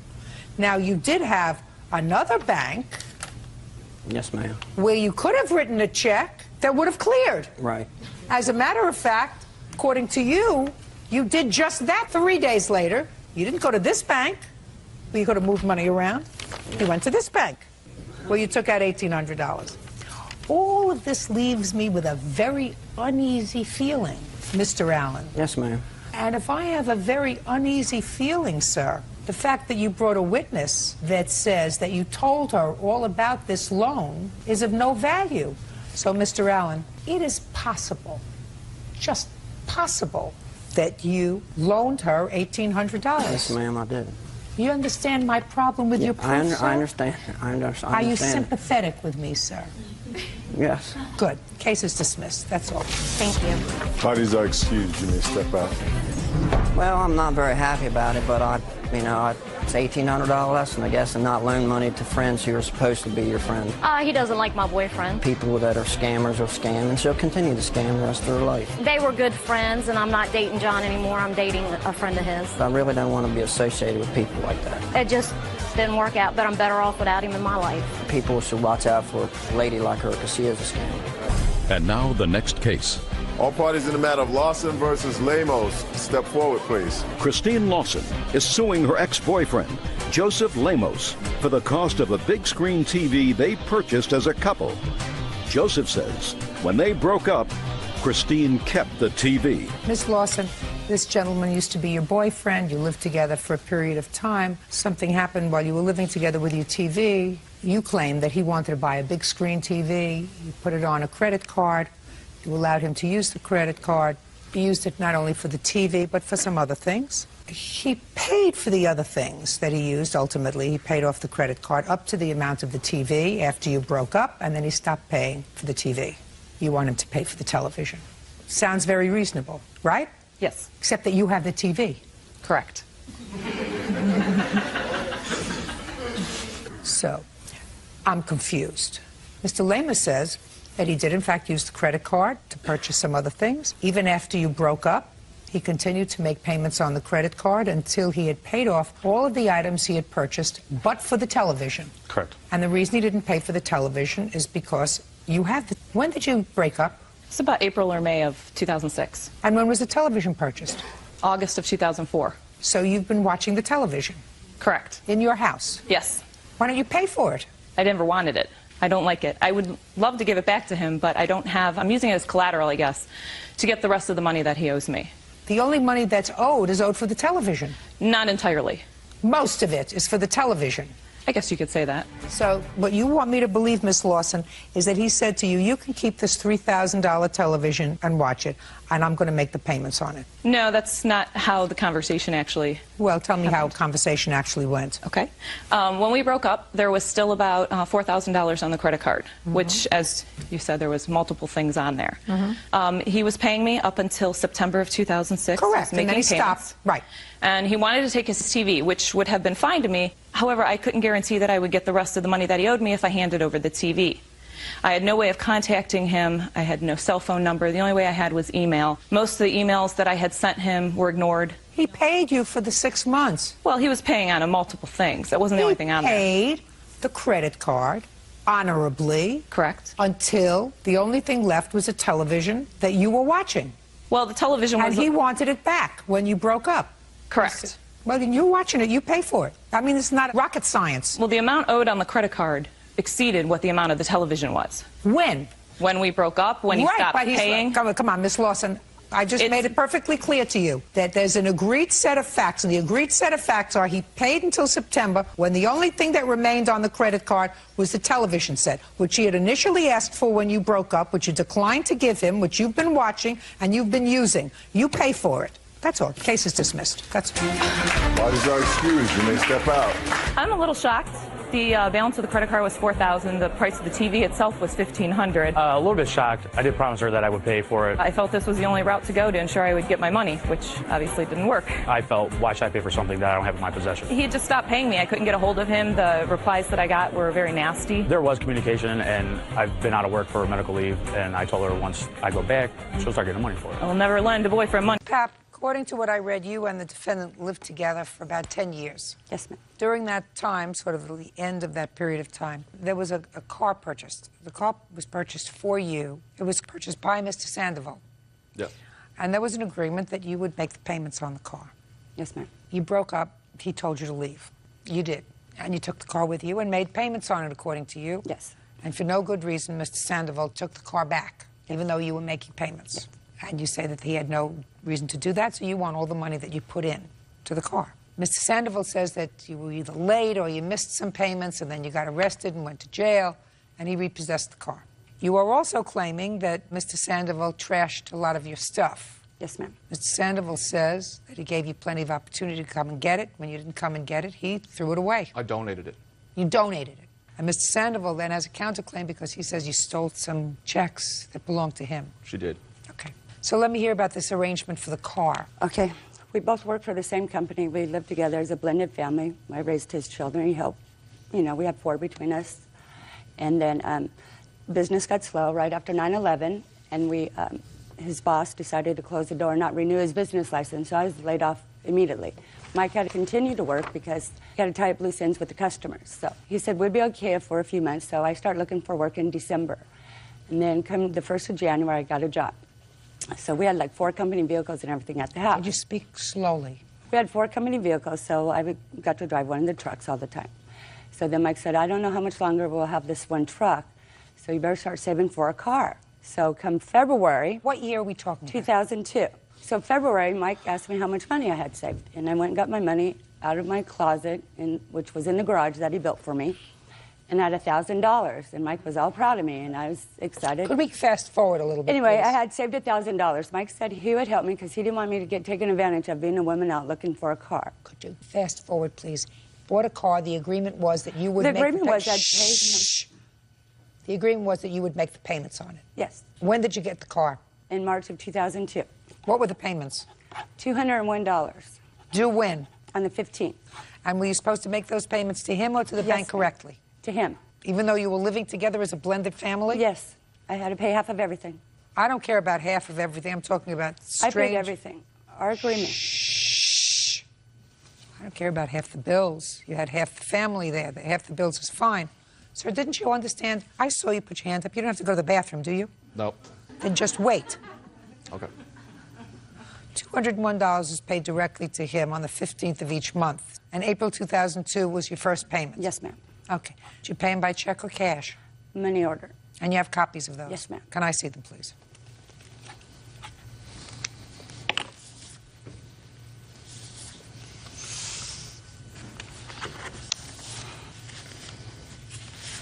You're supposed to pay him $205 or $201? It was $201.99. I just made it $205 each month. Is that right, Mr. Sandoval? It was $201.99, and she made it $205. $205 every month. So the answer is yes. Well, I see in December you only paid $105. $105. Yes, ma'am. I paid him $105 with a balance of $97. He got belligerent. Like on the 11th, he went to the doctor, and I called him after work and said how'd it go, because something was wrong with his kidneys. And anyway, that night when we got home, he was saying to his son, how come the C person hasn't left yet? And he's calling me all these vulgar names in front of his son. So we were just hoping he'd fall asleep and pass out and go to bed. So I just ignored it. And the next morning, he called me at work and said, why aren't you out of the house yet? Why aren't you out of the house yet? And called me every name there is. And so I went and stayed with my children who don't live with me anymore. And I stayed there a few nights till he calmed down. How old are your children? They are 18 and 20. Who do they live with? They lived with their dad. When did they move out and live with their dad? About a year and a half ago. About 3 years ago when she went to jail. For what? She went to jail for credit card fraud. And I called their dad up and said, I'm not paying for them. Come and get your kids. That is not true, Your Honor. And their dad finally come and got them. It took me a while to get them out of there, but their dad did come and get them because she got 1 year in the county jail. I object. And I wasn't about to continue paying for her kids. Okay. She objected to going to jail, too. That is not true. Miss Papp, just wait until I speak to you. Okay. Do you understand? That doesn't answer why you only gave him $105 in December. Because Shh. You're supposed to pay him $202. Right, I had a balance of $97 that I had talked to him that I was going to give him like in the next week, which wasn't a problem. I mean, we lived together. Okay. Were you arrested in January? Your Honor, she did not live there at that time. Were you arrested in January? I left. He choked me, Your Honor. Would you answer my question? Yes, because of him. You were arrested in January. December 31st. On a no bail warrant. That's not because of me. Mr. Sandoval. Okay, I'm sorry. You were arrested on December 31st. By December 31st, had you in fact paid the other $97? No, I did not. So you breached your agreement with him? Yes. Good. $97. I don't care what it was, $97 or $197 yes, or whatever. You breached your agreement with him. But we had talk. I mean, I've been with this guy, and I just lost my mother. You know, it's like I had a balance of $97. I just paid him $700 for my car insurance for the whole year. When did you, Mr. Sandoval, take the car back? I took the car back January 17th. I think I repossessed the vehicle. From where? From where her kids stay, not at their dad's, but her kids stay at a friend's house. Was she in jail at the time? She was in jail because she tried to break in my home on December 31st, and my daughter called the police, and the police caught her in the neighbor's yard, and she had and my son was also out there, which is a witness. She had all her cat burglar stuff on. She had gloves on. Object. She's lying. Judge Judy continues in a moment. I see you don't like each other anymore. That's not true. Well, if you still like him after what he said about your children after 10 years, then what I'm telling you is you got to screw loose. Real cases, real people. Judge Judy. Kathleen Papp says ex-boyfriend Michael Sandoval gave away her clothes and other belongings. Michael says she abandoned the property. Mr. Sandoval, can you just answer my questions? I would just like to get through with this case, get the information that I need. You repossessed the car on or about January 17th. Yes. Had you received any car payment on January 15th? No. Did you make any car payment on January 15th? He took the car January 15th, and no, I did not. Shh, just a minute. By January 15th, had you made a payment of the $97 that you owed him? I did All not. right, so you were in breach of the agreement. You were entitled to nothing on your complaint. She was With in regard jail. to I'm speaking. Okay. I'm going to handle this my way. Okay, I'm sorry. I see you don't like each other anymore. No, that's not just true. fine. That's not true. Well, if you still like him after what he said about your children after 10 years, then what I'm telling you is you got to screw loose. So can we get to the next part of your complaint? Just answer my questions, Miss Papp. It's late and I'm tired. You're not entitled to anything on the car. You breached your contract. For $97? Well, it wasn't $97. At this point, it's $97 for what I'm speaking. $97 for 1 month, and January's car payment you failed to make on time as well. So that's not $97. That's $202 plus $97. You are now a month and a half in arrears. He's entitled to repossess the car. Period. End of discussion. Now, let us move on to... Your Honor. I'm speaking. Let us move on to the stuff that you did not get out of the house. When did you get rid of her stuff? I got rid of it December the 31st. What did you get rid of? 9 boxes of clothes. She had already taken... Okay. When did she move out of the house, Mr. Sandoval? In August of 2002. Where did she move to? She moved to Ray and Geneva's house, some friends of mine. I object. They're not friends of his. He's lying. He's lying. Are you on medication? No. Then you better learn to be quiet unless I'm talking to you. Yes, ma'am. So she was not living there in No, she was not. She wasn't living there in November? No, she was not. May I speak? Not yet. He's not being truthful. I have something else I need to say. There's not a question before you, madam. Because I took There him is to not a court. question before you. I took him before to court. We made an agreement. About what? This car. What do you mean you took him to court Yeah, before? in about the March, car? originally. See, shh. I need to explain myself because he's No. being honest. Pay attention to me. You took him to court before in March of 2003? Yes, ma'am. Did you see a judge? Yes. Did the judge make an order? He asked us to go out in the hall and make an agreement. We did. The judge dismissed it. Listen, please. We made an agreement. We came back in. He said, okay, come back April 10th, and we'll see if everything's okay. Mike said, you have till 7 o'clock tonight to give me that $600 for the car payment. Well, January, February, March, his daughter's been driving my car. Yes, he took it January 15th out of my girlfriend's driveway. Oh, please, I'm not interested, Miss Papp. You breached the agreement, period, end of discussion. You know, I'm asking you... Why am I going to be out $4,000? And then, on top of it, the reason I left him is because he choked me. And look at this, my dresses, went in my closet and stabbed all my dresses. Like, there were 20 stab holes in like this. There are stab holes in this one that he's I'm done going to to me. give you one more second to close your mouth unless I ask you a question. Otherwise, I'm dismissing your entire claim. Do Yes, you ma'am. understand? Yes. The next time you interrupt, speak out of turn. Yes, ma'am. I'm dismissing your entire claim without giving you any further opportunity to speak. Do we understand each other? Yes, ma'am. I want to know where you were living in October of 2002. I had stayed at my girlfriend Geneva's. That's all. That's the answer. Yes. I want to know where you were living in November of 2002. Really, most of the time. I want to know where you were living. With Mike. That's not true at all. That is not true. I'm going to give it to you again. Where were you living in November of 2002? Geneva's, but I was with him all the time, Your Honor. Okay. When did you get rid of her stuff? January 31st. Tell me under what circumstances you got rid of her stuff. You told me it was December. It was December 31st. Get it straight. It is. I don't want to hear you. I got a lot of dates.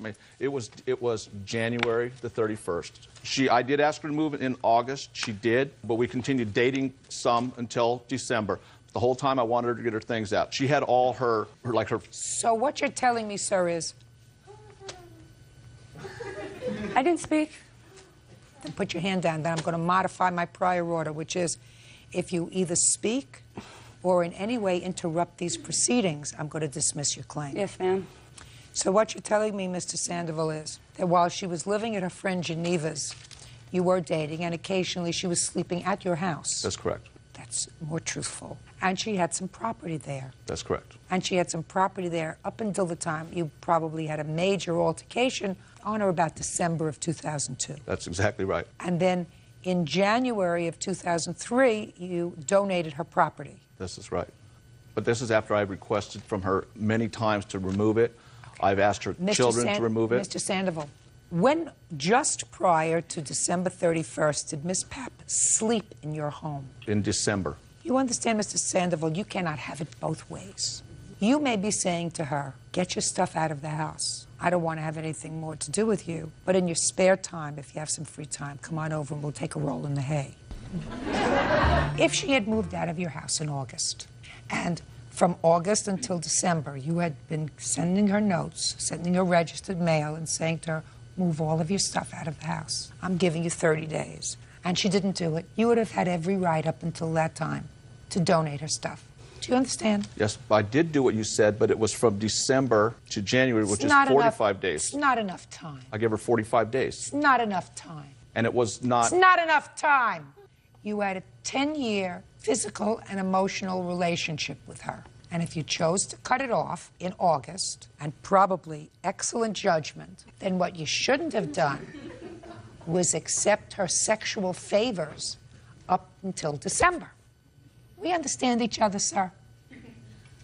So you boxed up clothing and gave it away, along with other personal property that she had, or just clothing? Just 9 boxes of clothes that she no longer used anyway, just stuff she had left, because she had already taken the majority of her stuff. It was just the stuff that she just never wore anyway. I said, whatever, definitely it get was it out. there and you wanted it out of your house. This is correct. Okay. Now, other than clothing, was there anything else that you claim he discarded? Yes, I have a... I don't want to see that whole tome, madam, because I don't believe a lot of what you say. Tell me what you left. I was just at the house a week ago, and my stuff is still there in the house, everything. Like what? Excuse me? We weren't there. Like what? Like stuff my parents left me, my everything in the kitchen, bathroom, all my pictures, all my videos, everything in our bedroom. There's stuff my mother left me, painted the statuary bookends. They're in his office in the garage. I just seen him the other day, and yes, I was with him. Yes, I was there with him, with Mike. That is not true at all, Your Honor. It is.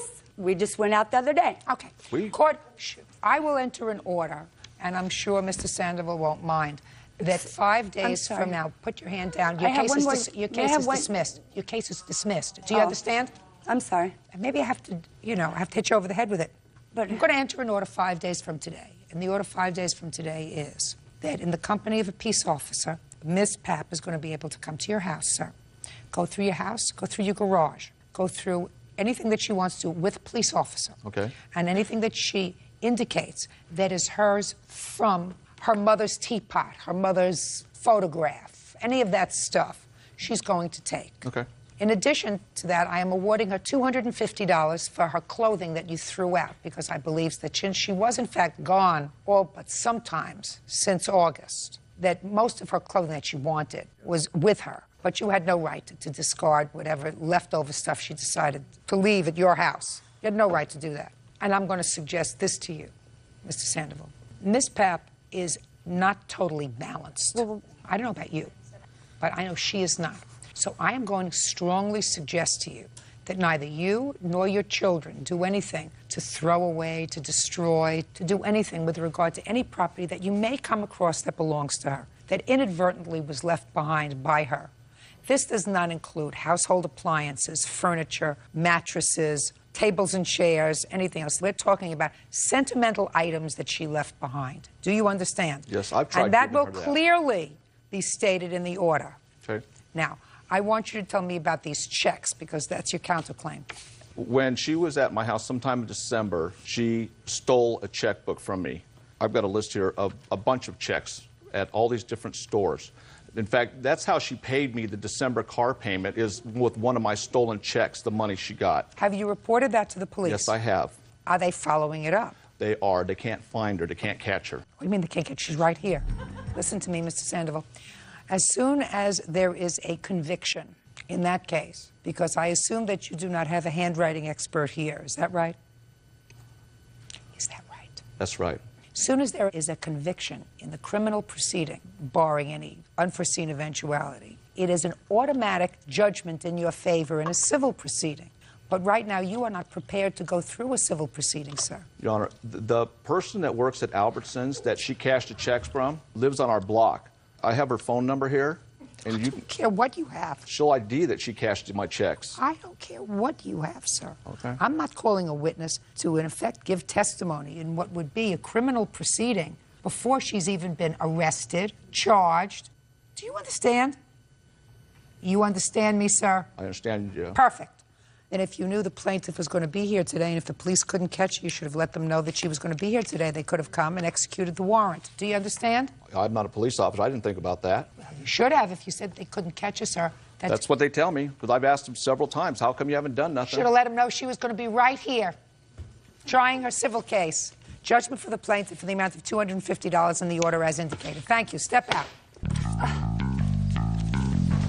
He's made me carless and homeless for the last 6 months. She's been arrested at my house several times for breaking in. I just lost my mother and sister, and I was in the gutter, he had run me over and over. She's been arrested twice for domestic violence. He's just not a man. She bit me once for stealing my wallet. She hit me with a broom right in front of the police officers. He choked me with one hand, picked me up, and knew that he better let me go. I did grab her, but I caught her burglarizing my home. He stabbed all my dresses with knife holes, like 20 of them.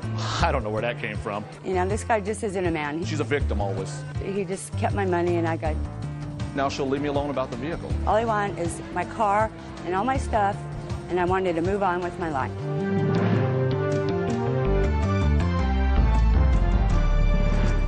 This is Wynn. Parties have been sworn in, Judge. You may be seated. Miss Chronister, this is your son? Yes. He's 17 years old? Yes. Have you ever had any trouble with him driving a car? That was the first incident. He had only had his license for a month when this incident occurred. Okay. What's your first name? Corey. So let's talk about this, Corey. Okay. According to your complaint, Mr. Wynn is a real nut. And he chased you in his car for no reason and caused you to have an accident.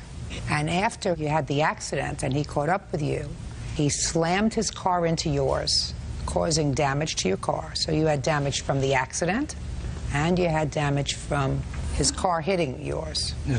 And in addition, you say that he slammed the trunk of your car on your arm. Yes, ma'am.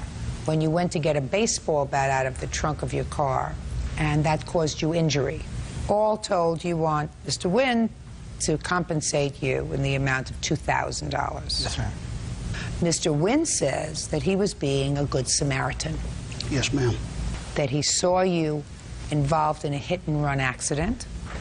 You took off after you hit something, and he was following you until he could get the police to apprehend you. So I'm going to start with you, Mr. Wynn. On what day were you being this good Samaritan? June 30th, I believe it was. April 30th. April 30th. I'm sorry, excuse me. And where were you going to, and where were you coming from? I was coming home from work. And what time of the day was it that you were coming home from work? Approximately 3:45, 10 to 4. What kind of car were you driving? I drive a 95 Dodge van. It's my work van, so I carry all my equipment and tools in it. It's a full-size van. And what car were you driving, Corey? 95 Ford Taurus. Whose car is that? That was my car. It was in her name, but I was driving it. Who was with you? 3 of my friends were with me. Did you ever have an agreement with your mother not to drive other people around in your car? No, ma'am. All right, Mr. Wynn. So you're driving down the road, and what do you see that draws your attention? I was heading south on Blanding. He was coming north on Blanding. There was a white car. It was a good ways ahead of me, probably 100, 150 yards ahead of me. Ahead of you? Ahead of me. So you're going in the opposite direction? Yes, ma'am. Okay. He made the turn to go down Alligator, which is my road that I go down also. I seen him hit the back end of the white car. It wasn't real hard, but he did hit it and just took off. I mean, he just nailed it and went. The lady who was driving the other car, which I didn't stop, had pulled over, was getting out of the car as I rounded the corner, and I just stepped on it trying to catch up with the car, see if I could at least get the tag number. That's all my intention was, is to get the tag number. Well, being he's in a smaller car and I'm in a big van with a lot of tools and equipment, I couldn't keep up with that van, with the car. My car is not a smaller car. It's not like a little bitty car. It's a big car. I can fit like probably 6 or 7 people in my car. I'm not asking you that, Corey. Dear? Sorry. Mrs. Chronister, you weren't there. I know. You weren't there. Does Mr. Wynn look like a nut to you? No. He does not. He doesn't look like a nut. But I believe his behaviors throughout the thing were... Just a second. He doesn't look like a nut. No. So if your son told you that he didn't hit this car, his son is lying to you. My son never said he did not. He admitted to hitting the car, even to the police. Good.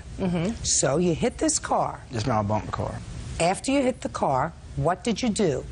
On the Alligator, the road that he was turning on, we stopped. The other car was going the other way, like we were in the median and we were coming across. We stopped, looked over, and then her car just kept going. So we just kept going. And then with this car, the van, we seen a van behind us. I started taking the turns to go to my house. They were like, "This van's following you." I said, "The van's following me?" They said, "Yeah, speed up." So I said, just a second. Did you get out of your car to look and see if there was any damage on your car? No, ma'am. Why not?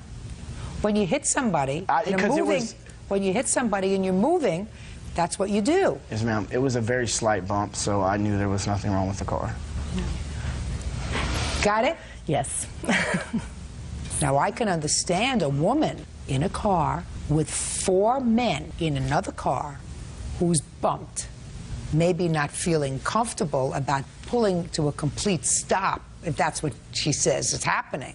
But that doesn't mean his first reaction isn't to get a plate number and then report it to the police, right? I had no disagreement with that. Right. Fine. So he started following you. And then what happened? So they were like, he's following you. So I took down a couple roads. I was still driving, just regular driving. And he kept following me. Now, you saw him immediately after you hit the white car. No, man, I took a turn, and then they said... Why did you take a turn? I never saw him. My friend said... Why did you take a turn? Because I was turning to go to my house. I just kept going. I didn't think nothing of it. What street did you turn down? It's just like a little dirt road that comes onto a alligator. Do you know what street he's talking about? No, ma'am, I had it written down, but I didn't. I apologize, I didn't bring it. But he turned down that one. He turned down several of them. As far as regular driving, roads. He was fishtailing. You hit the white car, and how much later did you take a turn? Probably 5 minutes. I mean, I had to go down Alligator a little ways. 3 blocks. 3 blocks. Now, he's following you. You're 4 guys in a car. He's 1 guy in a van. Well, we didn't know who. Like, I couldn't see inside his van. We didn't know anything about the van. We just knew that they kept saying he was following you. He's following you. So I said, okay, well, let's find out if he's following me. So I started turning down roads that I wasn't on my way to go home. And I just turned down and turned him, and he's still there. I started looking in my rearview mirror. He's still there. Why didn't you go down the road and go home and call the police? Because my house was an hour away from there. I live a long way away from town. Well, what about your friends? How close do they live? They, I would have had... Corey. Yes, Corey. Yes, ma'am. Judge Judy continues in a moment. As a very, very dear friend of mine says, everybody's entitled to their opinion. You have your opinion, I have my opinion. Ultimately, it's only my opinion that counts. And later today... So you went from her to her, back to her, is that right? Is that what you're telling me? You must have some secret something, George, and if you do, it's got to be a good secret, because I don't see it.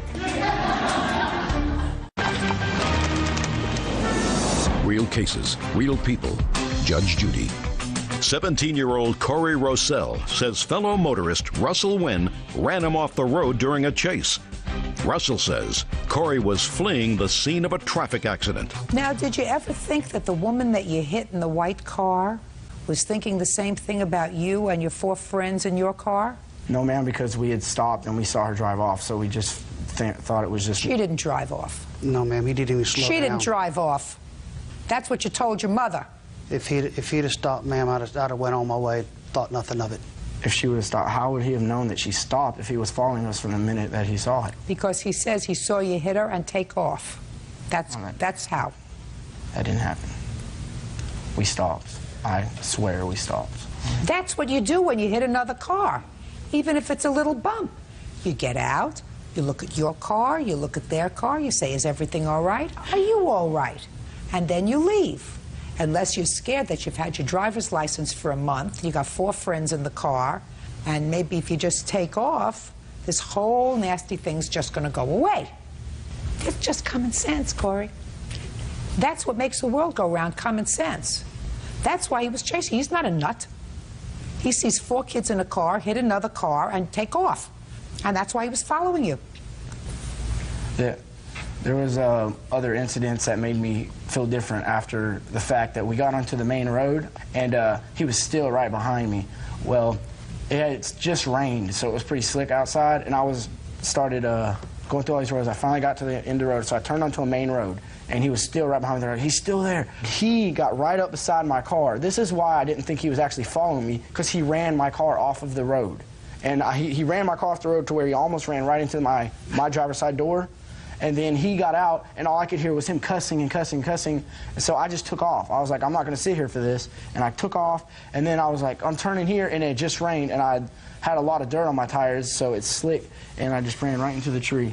And then after I hit the tree, I backed up, and the guy was still back there. And I started going through the parking lot, and they're like, he's still there. And you got 3 other teenagers in the car with you. Yes, ma'am. Oh, I know. Yeah. He's supposed to stop. Well, I agree at one instant, but I'll be honest, I have told my children that because previously in Florida around our area, people have been shot. You know, you mean cars bumped?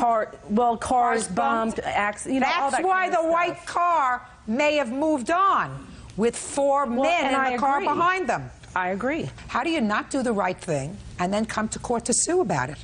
Because I think he took justice into his own hands. I think he could have taken the license plate down. Just a second. Do you think that your son was driving recklessly during that time? I'm not saying he was in the right either, but I'm just... Listen to me, Ms. Chronister.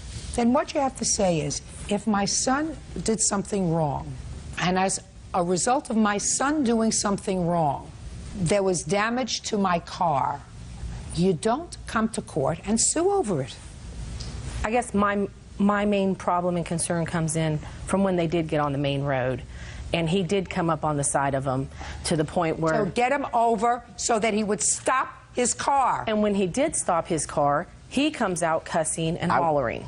How many minutes did it take for him to chase you down? Probably 20, 25. He's on his way home from work. And I understand that, but it's not even like his car was involved in it. He was supposedly being a good Samaritan, I understand, but I just think he went overboard. You're entitled to your opinion.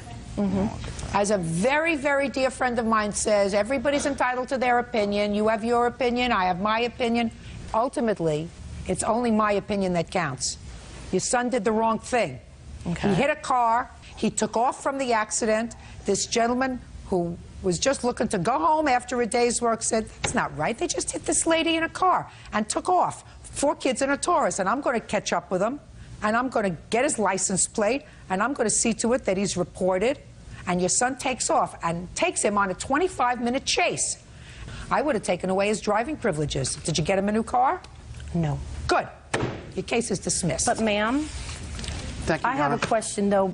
After my son wrecked, this is where the punitive comes in, he hits him from behind, gets out of his car with a bat, and follows my son with a bat in his hand, screaming and yelling at him. Threatening How is with that? a bat. And what did your son do? My son stood there and yelled. They were yelling. His car was smoking. Then my son went around and went to get the bat, and that's when Went to get his bat. Right. Case is dismissed. Goodbye. Thank you, Your Honor. Parties are excused. You may step out. She kept going, like I said. My intentions was only to get his tag number. No evidence was found that I hit her. I was bound and determined to get the tag number. There was no evidence she was ever there. That's the only thing I was trying to do, is get a tag number. It's just my word against his, and I guess his won. I just doing my duty. And now the next case. All parties in the matter of Lopez Chantarasaka versus Muth. Step forward, please. 18-year-old Beverly Lopez and her boyfriend, 20-year-old waiter George Chantarasaka, are suing George's former lover, 19-year-old tutor Saram Muth, for breaking into their home and stealing property. Pronounce your last name for me. Chantarasaka. Chantarasaka. What's your first name? George. George. Do you mind? No. According to your complaint, this young lady is George's former girlfriend. Ex-girlfriend. Former, that's former. Oh, okay. Oh, sorry.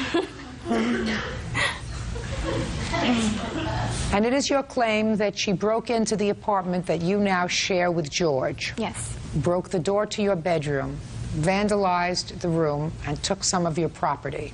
Your defense is that it's your apartment, and you have the right to go into your apartment because you're on the lease. Yes. And you did take some of her property, but that was a mistake. Yes, I did. But that you gave it back to her. Yes, I did. When did you break up with George?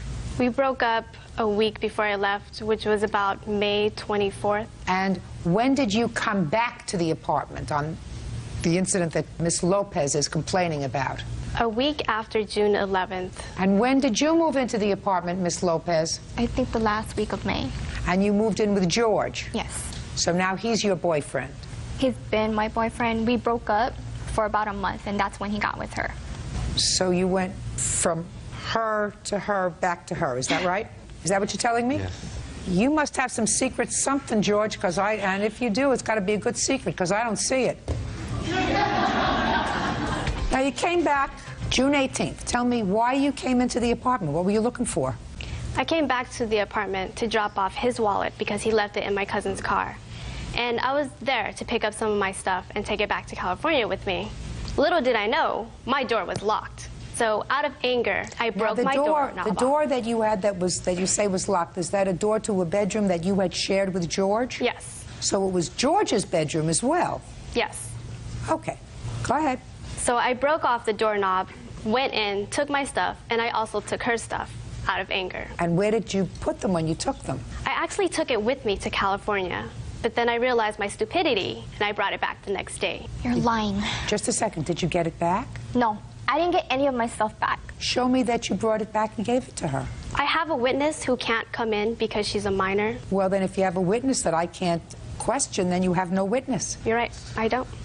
But I did bring it back. Why would she wait for a month to file a report saying that I stole her stuff? I called you and I told you that I wanted my things back. Listen, Miss Lopez, don't speak to her.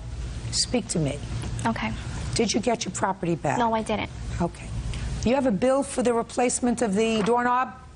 No, I don't. No, I don't. No. But this is the doorknob. This is how it looks when she broke it off. I don't need the doorknob, madam. She says she broke the doorknob. I need what it's going to cost to fix it. Well, we don't have the bill. You have a list of items that she took out of your room? I have a police report.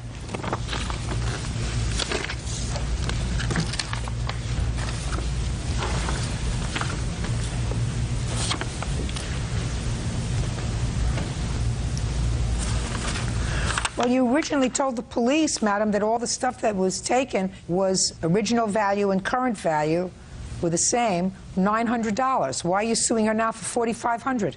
Because my things are actually worth more than $900 at You the mean time. they increased in value since you filed the police report?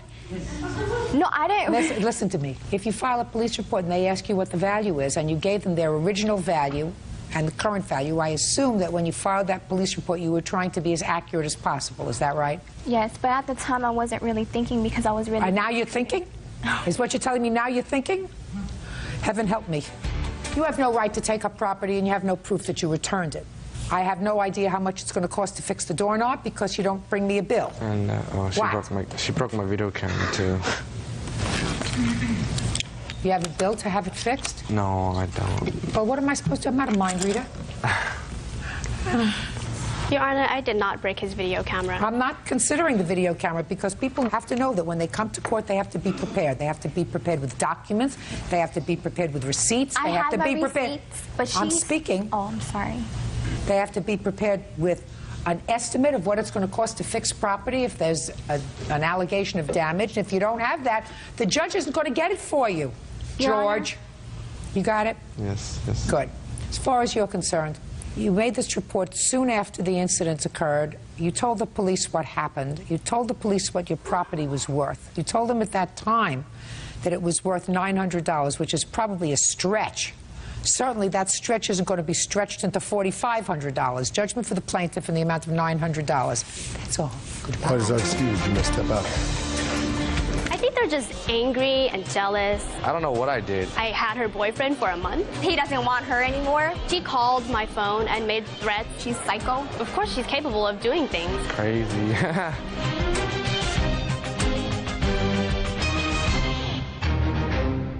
Calendar in the matter of Leyva versus Cordova. Parties have been sworn in, Judge. You may be seated. Sir, have a seat. Mr. Cordova is your former husband.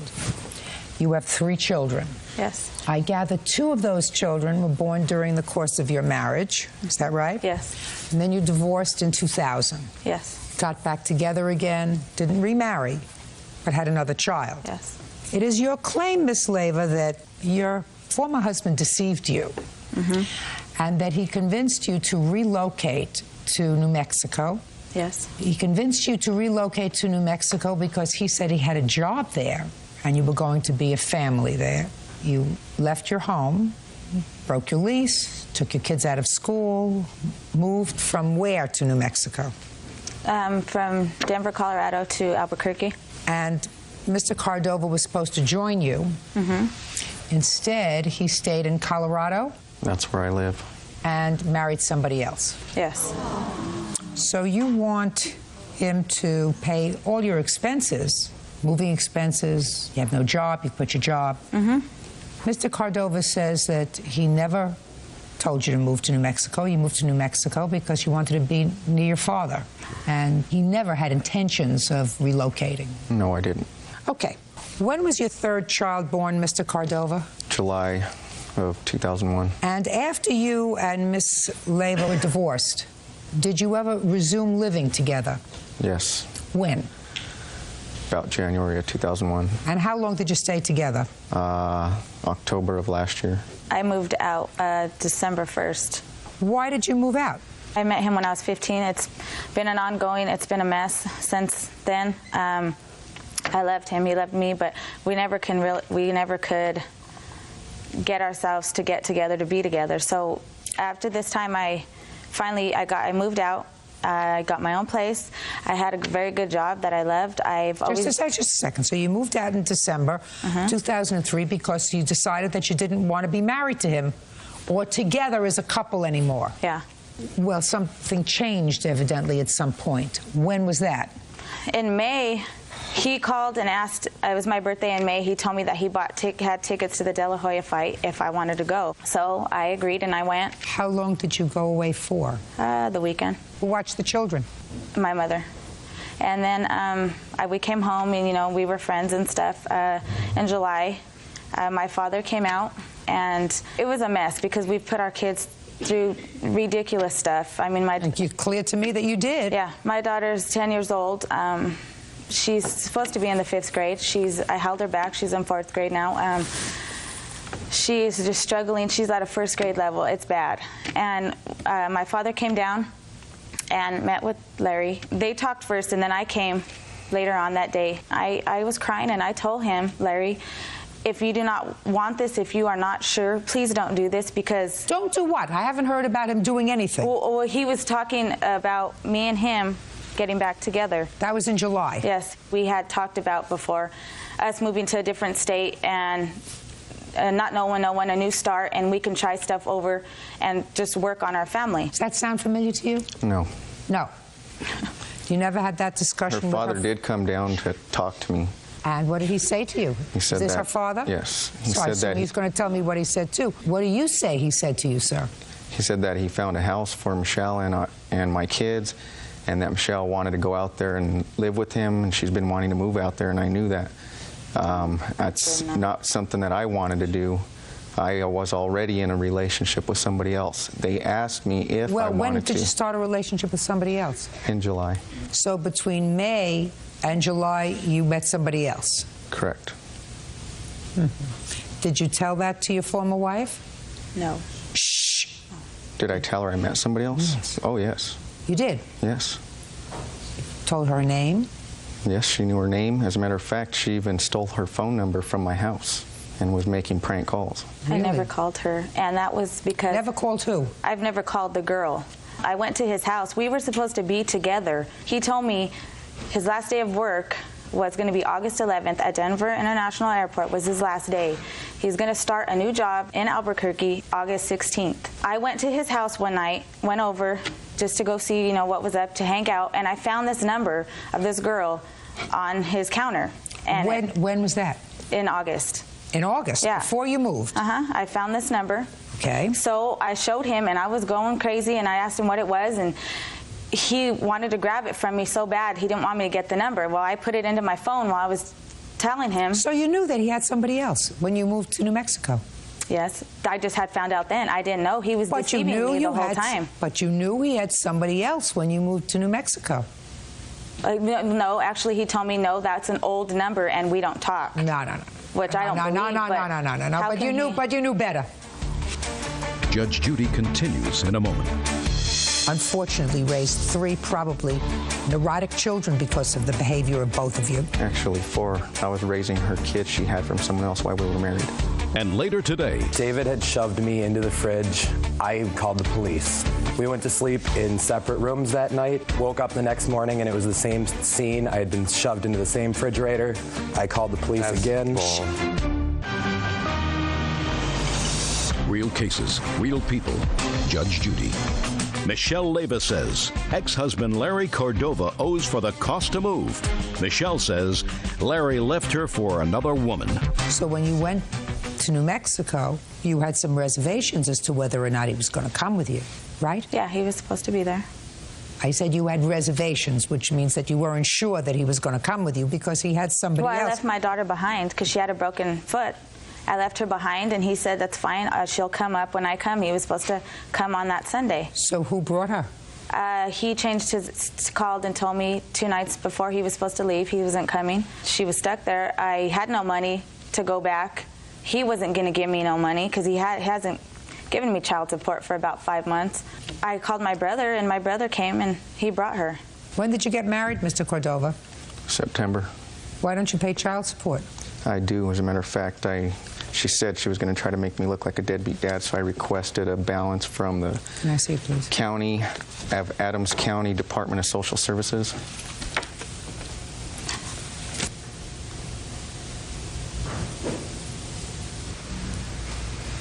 How much are you supposed to send every week or month? They automatically take it out of my checks. It's $94. A week? A month. A month. And that's because of when we got. I'm speechless. Well, no. I mean, when my children lived here, they were with me all the time. No, they weren't. Well, just a second. Shh. But and they're not with you now. That was how the parenting plan was. Listen to me. But they're not with you now. They're not. And I didn't ask you anything. And that's being resolved in the courts. You have 3 children. How do you expect her to survive and support 3 children and work with $94 a month? And how dare you get married again? I'm speaking. And start another family when you have somebody when you have prior responsibility. I taking care of my kids, and no, you're not. She moved, and I mean, we're resolving that in the courts now. So, Mr. Cordova, listen to me very carefully, sir. Are you contesting her move to New Mexico? No, that requires a yes or a no. I wasn't against her moving. Means? Yes, I wasn't against her moving. So you were in favor of her moving? I was not in favor of her moving either. I didn't have a choice. The only choice I had was to move out there, and I wasn't going to do that. No, sure you did. You said that her father came up to believe you, Mr. Cordova. Her father came up, and you spoke about her moving down there with her father, going to move into a house, and that's what she would like to do. You didn't say, I told her I didn't want her to move and take my children away. Oh, I told her I didn't. No, I didn't hear that. I didn't hear that. I didn't hear that then. I didn't hear that in your voice, Mr. Cordova. Why? How much do you earn? About $4,100 a month. You make $4,000 a month, and you support your 3 children to the tune of $94 a month? Correct. That's outrageous, sir. That's outrageous. I hope they get you good. They are. I hope they get you good. And I would make sure that there's a whole bunch of birth control in your house so that you don't have any more children until you learn to take care of these 3. Because you may have started out when you were 2 babies, but unfortunately raised 3 probably neurotic children because of the behavior of both of you. Actually, 4. I was raising her kids she had from someone else while we were married. How old was she when your first child was born? 16. I was 15. You were 15. 16. And how old were you? And how old are you? 18, I think. 18, 19. I think. 19. 18. 19. And she was 15. That's big trouble. That could be big trouble. So, I would take a whole bunch of birth control, sir. Make sure. And, you know, you have to either swallow it or use it in order for it to work. Do you understand? Yes. I don't know what your problem is, but you make choices in this world, and your choice was that you moved to New Mexico to be near your father. Because he deceived. I only moved because of him. It's been a lifetime of deception. Well, now. I wouldn't. I'd be at home in my place with my kids where they were Well, then settled let in. me tell you this. Then move back home. I mean, you also have some responsibility. You are how old now? 27. 27, and you have 4 children. Is that right? Yes. That is enough children. Yes. You have enough children. Now you have to work on supporting them and taking care of them. That's what I'm doing. You have no case against Mr. Cordova, man, and you have to get used to that. The only thing you have to get used to is paying more money. And if I were you, I would start paying it before somebody makes an order for me to pay it, because if you came before me and said you had 3 children and you make $4,000 a month and you're forking over $94 a month, I would torture you. We understand each other? Yes. Goodbye. Parties are excused. You may step out. I think she made the right decision.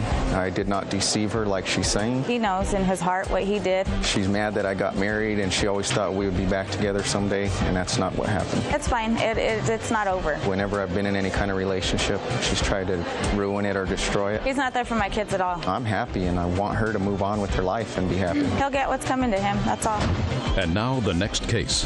All parties in the matter of Wilson versus Lavarius. Step forward, please. 25-year-old bartender Ben Wilson is suing his ex-boyfriend, 22-year-old retail salesperson David Lavarius, for breaking an apartment lease. David says Ben became violent, so he moved out. Mr. Wilson, you and Mr. Lavarius were in a relationship and decided to lease an apartment. Yes. Mr. Lavarius's name was not on the lease, only yours. Yes. According to you, you had an oral agreement that he would pay for half the rent. And a sublet agreement, a written sublet agreement. Good. Which I will look at. And it is your claim that he moved out and that he should pay you for his half of the year's rent for the duration of the lease. Mr. Lavarius says you got into a fight, you called the police, it was clear you didn't want him there, so he doesn't have to pay a thing. Right. Where'd you get this sublet agreement? That was from my landlord. David had a bad renter history, and the landlord and I both wanted him to be legally responsible for the apartment. So she decided that the best way to go about doing that was to have him fill out a sublet agreement. It's not binding. It doesn't contain all the terms and provisions of this document. When you want a legal document that withstands legal scrutiny, you're supposed to go to a lawyer, not a landlord. So you had, according to you, an arrangement with Mr. Lavarius that despite the fact that you were on the lease, that he was going to pay half the rent. Is that your agreement with him? Yes. Is that his agreement with you? Yes. Yes, that's good. And you moved into the apartment when, Mr. Lavarius?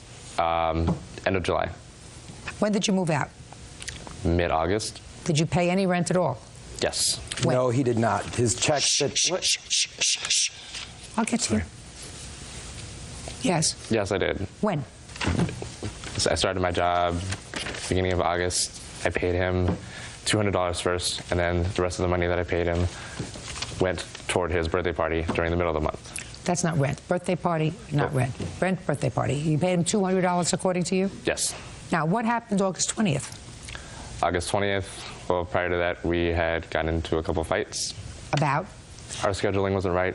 He doesn't listen, so we had a little conflicts and disagreements, so it ended up physical. On August 20th? August 20th, I believe, the police were called twice. When were they called for the first time, and who called them? He called them both times. Is that right, sir? Yes, it is. Why did you call the police? David had shoved me into the fridge. I didn't want to push back because I'm a lot bigger than David. I didn't want to be in a position where I'm going to hurt David. Big Nelly punk. And he pushed me into the fridge, knocked over a bunch of stuff off the top of it. I ran outside and called the police. After I called the police, he ran outside after me saying, "You can't call them. I have warrants. I have warrants. I'll go to jail. Do you want me to go to jail?" That night, I had sent the police away, gotten them to leave. We went to sleep in separate rooms that night. Woke up the next morning, and it was the same scene. I had been shoved into the same refrigerator. I called the police again. Listen to me, Miss Lavarius. Yes. I don't want you to say anything until I look in your direction and ask you a question. I did ask you questions, and you gave me answers before. Is that right?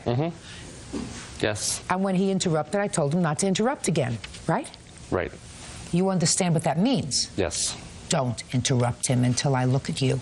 Okay. In the evening, he shoved you again. Yeah, it was actually the next afternoon. He shoved me again. I called the police again, and when the police came a second time, they said, "We have to press charges for this." So? And he ran away from the house because he had these warrants. He actually just got picked up on Sunday for these warrants. You called the police, and it was your hope and expectation that the police would put him out so that you could have the peaceful enjoyment of your apartment. Is that right? Yes, it is. And you certainly don't want him to move back into your apartment, do you? No, I don't. But I never would have gotten that apartment without having David's income. That was an apartment that I could not have afforded myself. I only got it because of the agreement that we had that he would pay rent. He's not going to pay rent in a place where he can't live, sir. And you don't want him to live there. You feel threatened with him living there. That's why you called the police twice. Threatened? So, how long did you know Mr. Lavarius before you undertook this rent? We met on June 9th. He didn't have anywhere to stay. He was I didn't ask for the homeless. whole story. I asked for a date. We had known each other for 2 months. What did he do for a living? He had gotten, before August had started, he'd gotten a job at American Family Insurance. In June? In June, he was between jobs.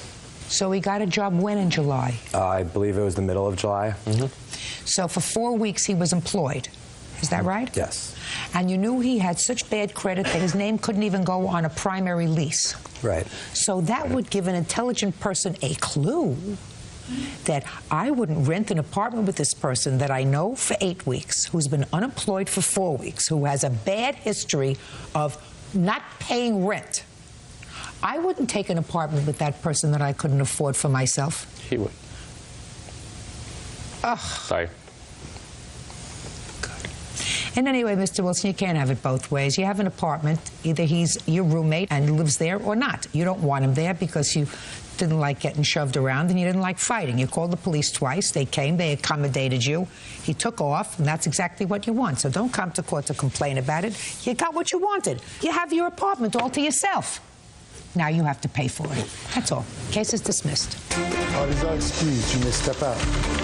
Frankly, I wasn't going to live in a situation where I wasn't comfortable in. It probably had been sour the entire time, but around August 14th or 15th was when it hit its worst. The violence of it, the verbal communication was not there. I felt that if I hadn't called the police, that I would have hit back. We were both physically violent toward each other. It's not, it takes two to tango.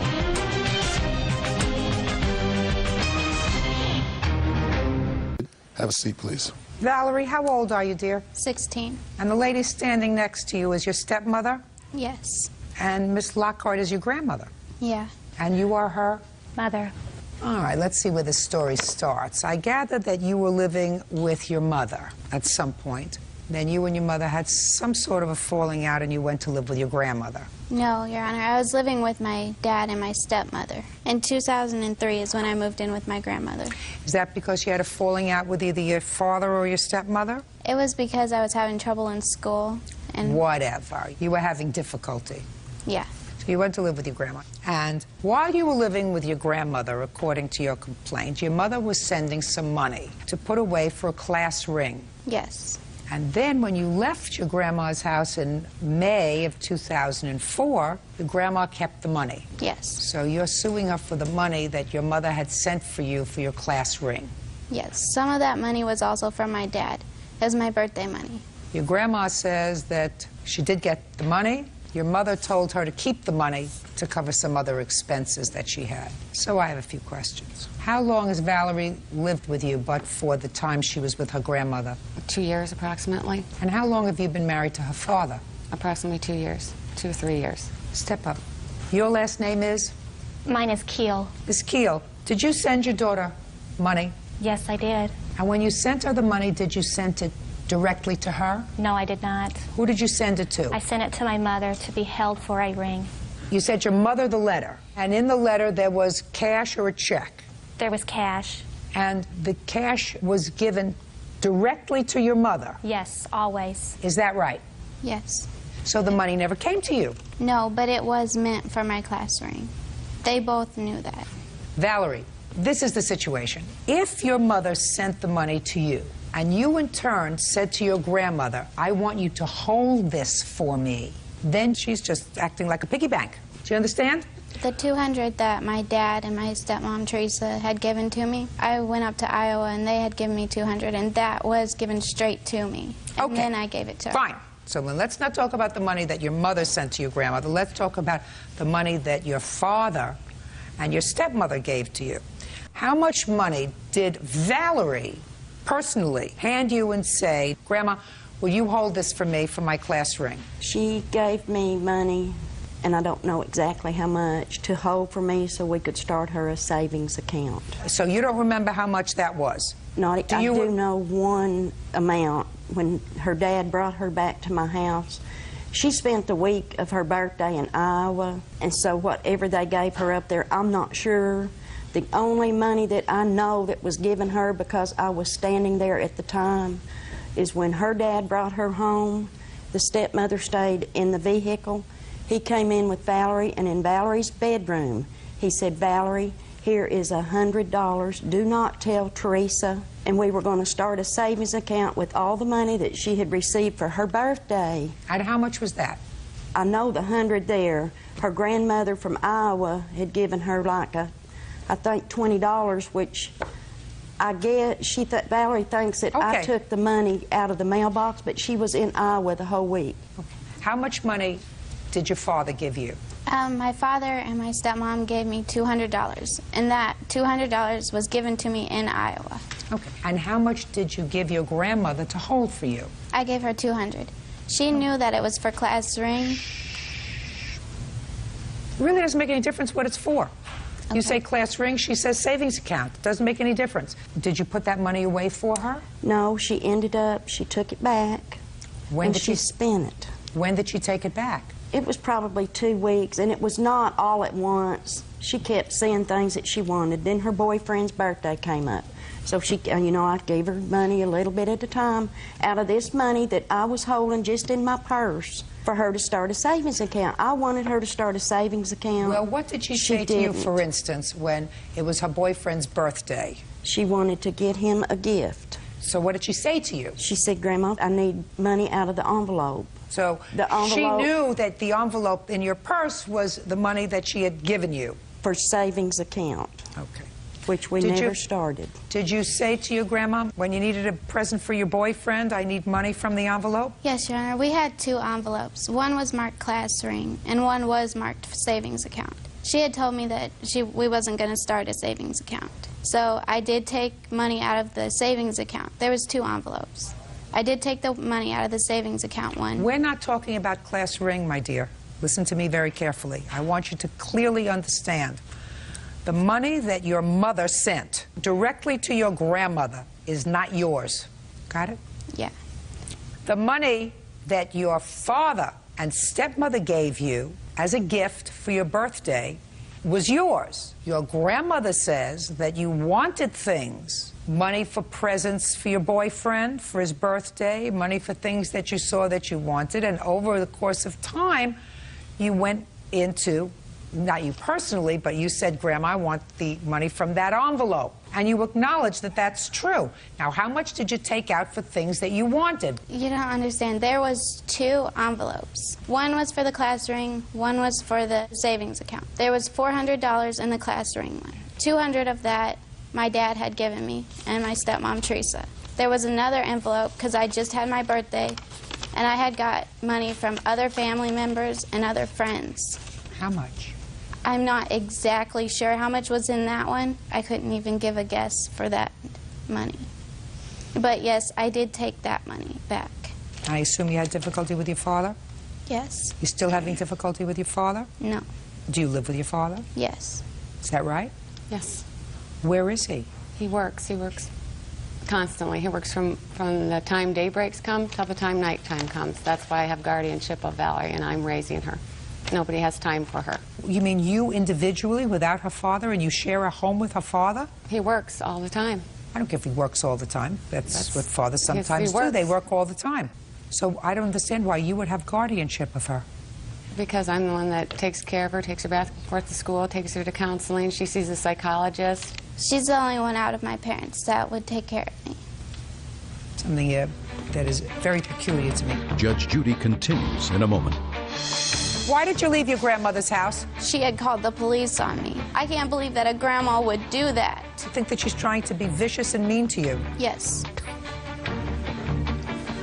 And later today, After she overpowered you and got out of the car and managed to crawl up the hood of the car and she's on the windshield, weren't you worried that something would happen to Jackie? I was watching her. You were watching her crawl up on the hood of the car. real cases, real people. Judge Judy. 16-year-old Valerie Durant says her grandmother, Jan Lockhart, won't return money she gave her to hold. Now, what did you... Go ahead. Can I just please say something? I had Valerie for a year and a half. I went up there Christmas to get her. She had been kicked out of the home by her father and her stepmother. I assume. She walked up a highway carrying bags when she was 14 years old. I assume. I have a statement from the counselor that I took her to that plainly states the very things that Valerie said herself about her relationship with her father and them kicking her out. I have that. I assume that she and I came went to up live there with you with for that reason. The best of intentions. She wasn't going to school. She was allowed to smoke on the conditions she smoked in the den by the fireplace. She was given wine coolers. Now, this is what I'm told by Valerie. Okay. Why did she leave your house? She left my home because it started with her boyfriend. I went to her room, and the reason I have this class ring receipt is because it was in her room, in her hope chest, which I have a letter from Valerie stating that, also stating that she doesn't know how much money there was. I mean, it's just, this is where I paid the $50 down on the class ring. I did have $125 from her mother for the class ring, but the money that Valerie got for her birthday was in Iowa, except the $100 she received from her dad in her bedroom when I was standing right there. And it's your statement that she and spent it. It is gone. Okay. Why did you leave your grandmother's house? Because me and my boyfriend, we had some trouble. And What do you mean you and your boyfriend, you had some trouble? We had sex. And? And then she found out about it. And? And after that, she wouldn't let me call my dad to ask for him to come and get me. How old's the boyfriend? He's 16. She told many people that she was keeping the class ring money to pay for an attorney because she pushed him in church. She pushed him in church? Yes. All right. They never went to court over that, though. But she told me that she was going to keep the money for that. And also, one of the reasons why I left her house was because we was having way too many problems. She wouldn't let me call my dad, so I told her that I was going to the neighbor's house. And then when I went to the neighbor's house, she had called the police on me. And the police came, and she told the police that I had ran away and that I kicked in their door. I was really upset that she would do something like that. Because she's a bad person, is that what you're telling me? I'm just saying, I'm asking you a question. I can't believe that a grandma would do that, you know. You think she was trying to be vicious and mean to you? Yes, I do, because I did not run away. I told her where I was going. Just a second. I'm just asking you. You think that she's trying to be vicious and mean to you? Yes. Where's the boyfriend? He's in Arkansas. I don't go out with him anymore. Why not? Because I moved to Iowa. Does he call you all the time? Not anymore. We used to. He used to call every night at 9. When did he stop? After we broke up. Why did you break up? Because I was going to school and going to work, and I didn't have time to talk to him. Oh, I don't believe that, my dear. That's a fib. Going to school and going to work doesn't mean that you can't talk to him at 9 o'clock or 10 o'clock, so that, I don't buy that. She's not allowed to talk on the phone after certain hours. Miss Durant, you are nothing but trouble. Well, that may be. You are nothing but trouble. What I'm telling you is if you find yourself in the unenviable position of having a 16-year-old that you're in charge of because, according to you, father works all the time and the mother is not capable, I'm going to tell you that you should not, under any circumstances, encourage her or importune her or support her in cutting off ties with her biological family. That is a very stupid thing. I do not do that. Very stupid thing. Well, you're being here today. Your being here today suggests to me that you do, because but for your intervention, she could have not proceeded with this case today since you are her guardian for some bizarre reason. So if it were me, I would have said to her, listen, you're not talking about a lot.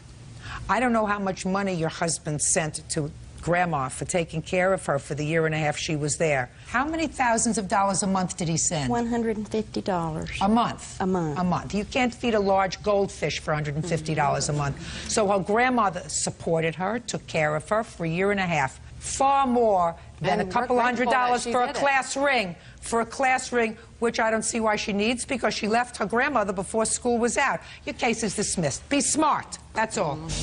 Parties are excused. You may step out. It wasn't the $350. It wasn't about the money. She has got to learn lessons in her life. I was just wanting her to feel what she did to me, you know. That you suffer the consequences for your actions. Of her lying and stealing from her own granddaughter. With the parental guidance that she has at this time, I hope that her conscience gets to her. I don't know what's going to happen. I think it's very sad. I just think it's pretty pathetic that me being an outsider, I have to take care of her. But regardless, I love her. She'll always be my daughter. Can't get her own mother to take care of her. And I always want what's best for her. It really bothers me. It hurts my heart. Oh, I'm happy the way that I'm living now. She knows my phone number. So, things are just normal for me. And now the next case. All parties in the matter of Avila versus Young. Step forward, please. 22-year-old homemaker Crystal Avila is suing her ex-boyfriend, 19-year-old construction worker Justin Young, for the cost of a broken windshield. Justin claims the window was broken by Crystal's 4-year-old daughter. Have a seat. Miss Avila, this is your daughter. Yes, ma'am. She's 4. Yes, ma'am. And Mr. Young used to be your boyfriend. Yes, ma'am. How old are you, Mr. Young? 19. 19. Yes, ma'am. How old are you? 22. He's not your boyfriend anymore? No, ma'am. According to your complaint, you went into the grocery store and left Mr. Young in the car with your daughter, Yes, just the ma'am. 2 of them. And while you were in the grocery store, the windshield of your car got broken. Yes, ma'am. And it was done by people inside the car. Yes, that's what I heard Just at a second. first. Just a second. Okay. By people inside the car, which was either Mr. Young or your daughter. Yes, ma'am. You want Mr. Young to pay for the windshield. Yes, ma'am. And Mr. Young says he's not going to pay for the windshield because your daughter broke the windshield. Or she helped. Or she helped. So, Mr. Young, I have a few questions for you. Were you the passenger in this car? Yes, ma'am. And Miss Avila stopped at the grocery store to run in for a minute? Yes, ma'am. And she asked you to watch, what's this little girl's name? Jackie. She asked you to watch Jackie while she ran in to get what in the grocery store? Just a couple. What was she going to get? Check. Cash a check. I was getting Oh, my cash a pay. check. Yeah. Smart girl. Now, you want to tell me how the windshield got broken while she wasn't in the car and you were babysitting? Jackie got out of the car and got on the hood. It was, She got out of the car. Yes, ma'am. Were you in the car? Yes, ma'am. She overpowered you? No, ma'am. I just want to try to understand that. She got out of the car. She overpowered you and got out of the car. And then what happened? I let her get out of the car. What? I let her get out of the car. Yes. Yes, ma'am, and get on the hood. And she managed to get up on the hood by herself, or did you put her on the hood? She got there by herself. How did she do that? She's a little teeny girl. She crawled up there. She went on the front bumper first? Yes, ma'am. She got herself on the front bumper first, and then she crawled up on the hood of the car. Yes, ma'am. And where were you when she was doing this? I was inside the car. What were you doing inside the car? Just waiting. After she overpowered you and got out of the car and managed to get up on the bumper, crawl up the hood of the car, and she's on the windshield, and you were inside the car waiting. Yes, ma'am. Mr. Young, weren't you worried that something would happen to Jackie? I was watching her. No, ma'am. You were watching her Yes. crawl up on the hood of the car. Yes, ma'am. What do you do for a living? I'm in construction. What do you do in construction? Asphalt. You don't have children, do you? No, ma'am. How much did the windshield cost to have fixed? The first estimate I got was $316. You still didn't tell me, Mr. Young, how the windshield got broken. She was kicking it. When she started kicking it, did you tell her to stop? Yes, ma'am. You were inside the car. Yes, ma'am. Did you yell outside the window? No, ma'am.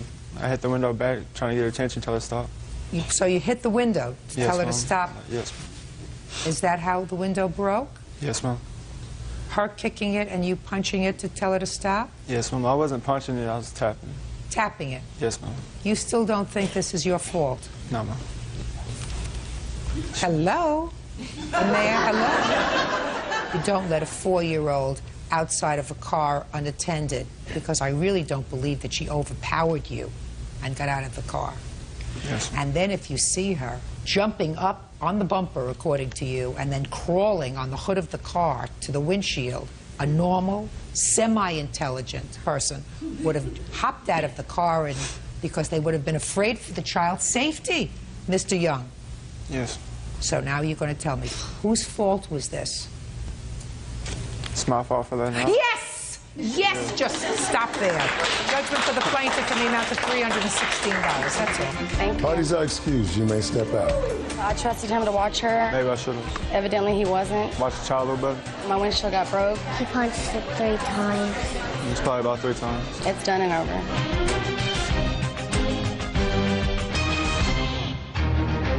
Could you be seated, ma'am? Have a seat. Ms. Harrison, you and Mr. Johnson had a relationship that is now over. Correct. According to your complaint, some time ago you took a vacation together. You were supposed to split the cost of the vacation, and he still owes you for some of that bill. In addition, after you separated, there was some altercation involving Mr. Johnson, and you claim he assaulted you. You want to be compensated for your pain and suffering as a result of the assault. Mr. Johnson says what was left over from the vacation was a gift, because you said that you would take care of the extra expenses, and that he never assaulted you. As a matter of fact, it was quite the other way around. So, when did this love affair start, and when did it terminate? We had met in February of '04 while working together, and we had broken up this March. And when was the vacation that you took? In February of '05. Where were you going? I had purchased Lakers Piston tickets for him for Christmas. So we had went to Detroit, we had watched the game, and we had agreed before we left, everything would be 50-50. Were you living together at the time? Yes, we were.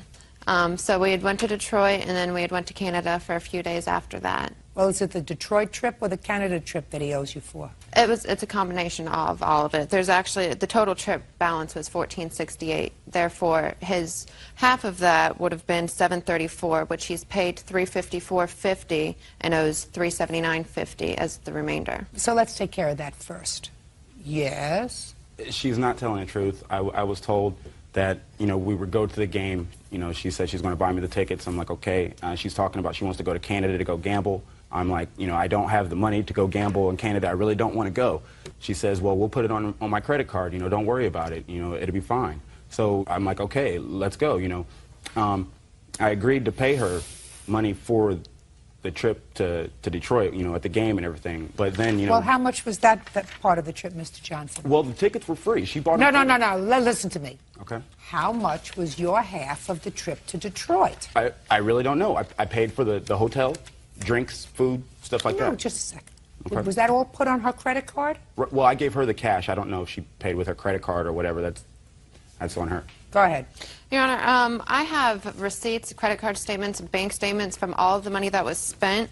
Definitely. How much was spent from Detroit? I'm just curious. From Detroit, we've got a charge of $64.59 in the hotel, and then he had bought some drinks at the game itself. That was well, all that's a from Detroit. small amount of money. Is that the only bill from Detroit? That's the only bill from Detroit. That's what I'm saying. But he's paid, just a second. He's paid $354. Just a second. Okay. When I say just a second, that means you have to stop. The only 2 bills from Detroit were a $65 bill from a hotel and a couple of drinks. Yes. Is that right? I guess, according to her bank statements. I then what did you give her $354 for, sir? I don't recall how much money I gave her. We had other things going at the time. Like it gets really complicated. I'm going to uncomplicate it. You owe $379.50 for the rest of the vacation you took together. You did go, and if you didn't want to go, you should have said, if you want to go to Canada, go alone. But it was. I'm speaking. Did you go to Canada?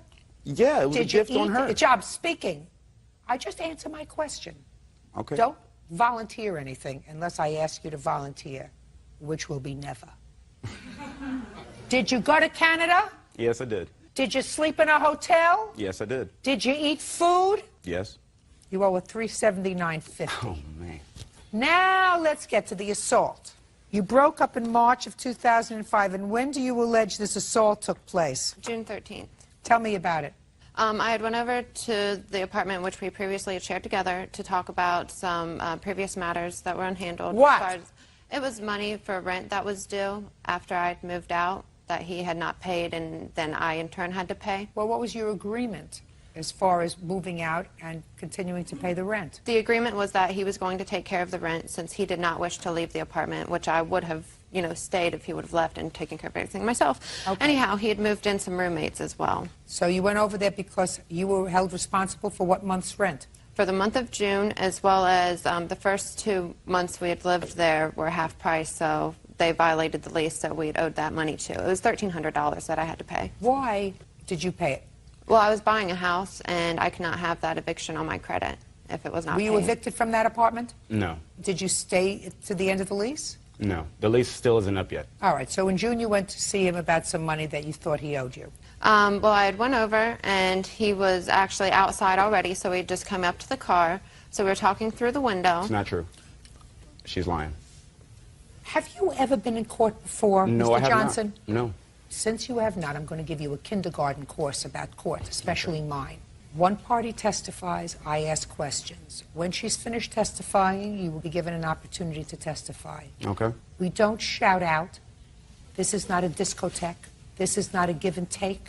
This is an organized, orderly process. Do we understand each other, sir? Yes. I don't have to explain this to you again, do I? No. Good. Keep going. Okay, so he was speaking to me through the window of the car, and he was under the assumption that he thought I had taken money from him earlier that morning when I went to get my mail. So he kept bringing that up, you know, well, I don't care about all this money. Where's my $14? So he reaches in the car, takes my purse. I grab a hold of it before he gets it completely across me because I had it right here on my side. So when I wouldn't let go, he starts hitting me in my chest. And so in turn, you know, I let go of the purse. So I got out of the car and, you know, I was asking him, you know, can I have my purse back, you know, whatever. And he's pushing me and shoving me, pushing me, you know, back from him. So, you know, he goes into the house and gets away from the situation. So immediately I had dialed 911 to, you know, reach the police. And they went to the door, you know, and got him outside and talked to him as well. I have the police run log as well. I want to see a hospital record. Okay, well, I didn't go to the hospital. Doctor's report. I didn't go to the doctor. Get over it. Whatever pushing and shoving was done over the pocketbook was no big deal. Don't make it into a big deal. Then I begin to doubt your veracity. We understand each other? Sure. Good. Judge Judy continues in a moment. Have you paid it back? No. And as a Well, matter of are fact... you on drugs? No. Then just answer me. I said if you paid her back. Catherine Harrison says ex-boyfriend Claude Johnson owes for a trip to Canada and for an assault. Did you think that she took money from your house? I know that she took money from my house.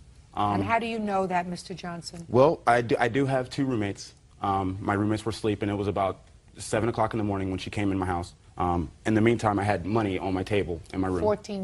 $14, but it was all the money that I had at the time. So, you know, it's like $1 million to me because it's all I had. Anyways, I go downstairs. You know, I talk to her about whatever, you know, the money situation, the rent, da-da-da. Okay, she says to me, she says, how much money do you have? I'm like, well, not enough, you know. Well, you're living there. Why did you have money for the rent, well, Mr. Johnson? This is about, I have got money, I had, like I said. Listen to me, sir. Don't double talk me. It's June. Where's your rent money? You and your two sleeping roommates. We had the rent money for the month, right? The thing is we were being charged extra money for the rent. Instead of being $600, we were being charged $1,200. In all reality, we were moving. She just didn't know it yet, so I wasn't going to give her anything, you know. Now. So you're going to stiff her on the landlord? No. I was going to pay it. It's big. It's hard to explain it. You know, it would take a long time. Anyway, let's get to the point. She goes upstairs. She says, I'm going to go look for some money. Have you? And so she took you $14. You went upstairs. You didn't see your $14, so you figured it was in her purse. When she came back later, you went into the purse. Fine. Fine. Who paid the landlord the $1,200? She did. Have you paid her back? No. No. And as a matter of fact... Are you on drugs?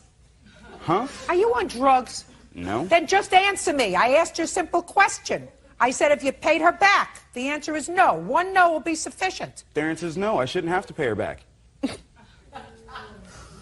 Yeah. Well, she didn't file a counterclaim. I'm just curious, why didn't she ask for that money? I was told I should handle that in the local Franklin County courts. That's too bad. In any event, he owes you $379.50 for the vacation, which he agreed to pay for, and he did not completely pay for. I don't believe he assaulted you to any extent that requires compensation by a court. He was angry, but I don't believe he hurt you. Judgment for the plaintiff in the amount of $379.50. And Ms. Harrison, let me explain this to you. You should thank your lucky stars that you got out when you did. Yes, thank you. Oh, good, thank you. Parties are excused. You may step out. She's an evil person. You know, that's why. I don't know why she did it. He said that he would have the means to pay me back. She wanted to stay at the Hilton, you know, she wanted to go all out. That's just the way I roll. After we broke up, you know, in March, it turned into a loan. And now the next case. All parties in the matter of Cowan versus Cowan. Step forward. Diane Cowan is suing her son, 23-year-old Kenneth Cowan Jr., for car payments and for stealing her tax refund from their shared bank account. Mrs. Cowan, this is your son.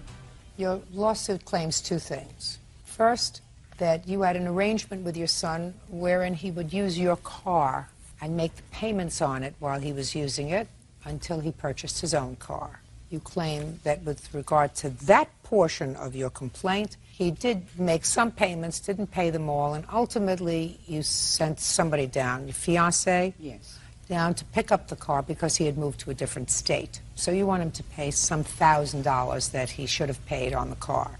The second part of your complaint, which I really believe, based upon what I read, is what you're complaining about. You just tacked on this car, is that you and your son shared a joint bank account.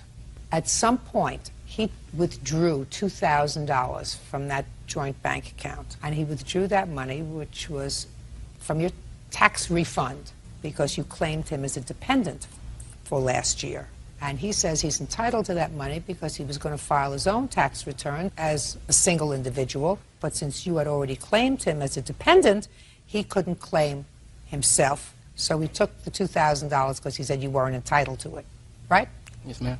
Am I correct, Ms. Cowan, that but for the withdrawal from the bank, we wouldn't be bothering with any money he might owe on the car? No, we had made a verbal agreement, and I told him that once he took the vehicle to Texas, that he would be responsible for the payments. Did you have that agreement with your mother? Yes, ma'am, we did. Fine.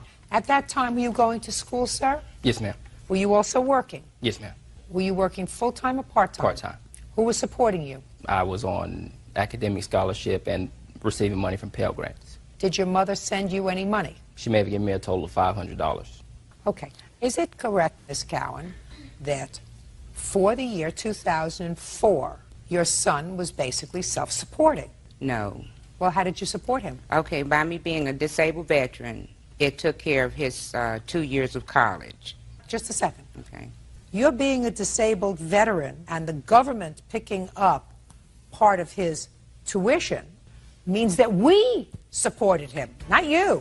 Is it true that he was either self-supporting or on scholarships and or Pell Grants that he's going to have to return? Yeah, he was on Pell Grants, but I supported him as far as sending monies for groceries or if he ran short. How much money did you send him for the year 2004? I would say over $2,000. Show me.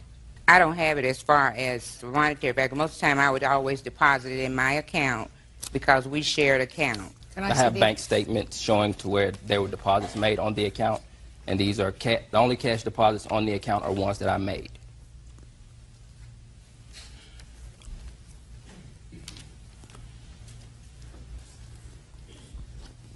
How many times did you withdraw money from this account, Mr. Cowan? Very rare, maybe once a semester, if that. So this was primarily your bank account, that you used this bank account to pay your bills? Yes. Okay.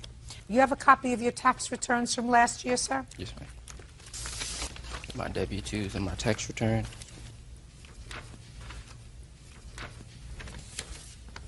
So you had an adjusted gross income of a little over $5,600. Yes, ma'am. And according to your statement, if I believed you, which I don't, at most you sent your son $2,000. Right. Then you are not entitled to claim him as a deduction because you didn't contribute more than 50% of his support.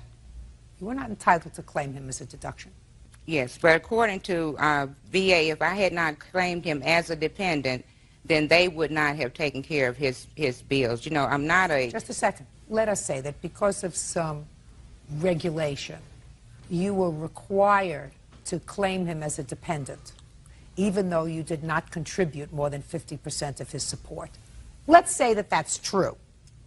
Then what you should have done was discuss it with your son and say, listen, for the purposes of the VA, so that you can continue to have all your classes covered or whatever percentage the VA covers, I have to claim you as a dependent, but I'm going to give you the $2,000. What would have been wrong with that? Well, I agreed to that. And so then why are you complaining that he took the $2,000 out of your account? Because it was the procedures that he took. Now, he know normally there has not been him of anything. So you didn't like the fact that he did it in a sneaky way? That's right. Okay. She says she didn't like the idea that you were sneaky about it. Well, I think, Ms. Cowan, one of the reasons he might have been sneaky about it was because when he filed his tax returns, he filed them as an independent, and then he was told later that he was denied his refund because you had already claimed him as a dependent. Had your mother discussed the fact that she was going to claim you? She had said she was going to try to claim me to recoup some money that I hadn't paid her on a car payment. She told this to my uncle. Oh, well, I don't want to hear about the car payment. Listen to me, Ms. Cowan. As far as I'm concerned, you've got a son that's doing the right thing. If you had a car and you let him take the car so that he could go to school and look for a job, that's what you're supposed to do. You're his mother. How many children do you have? I have 2. Okay, well, it seems to me this one is doing okay, which means that your mother probably did something right. Yes, ma'am. Should have done the right thing. Shouldn't have made this situation so mucky.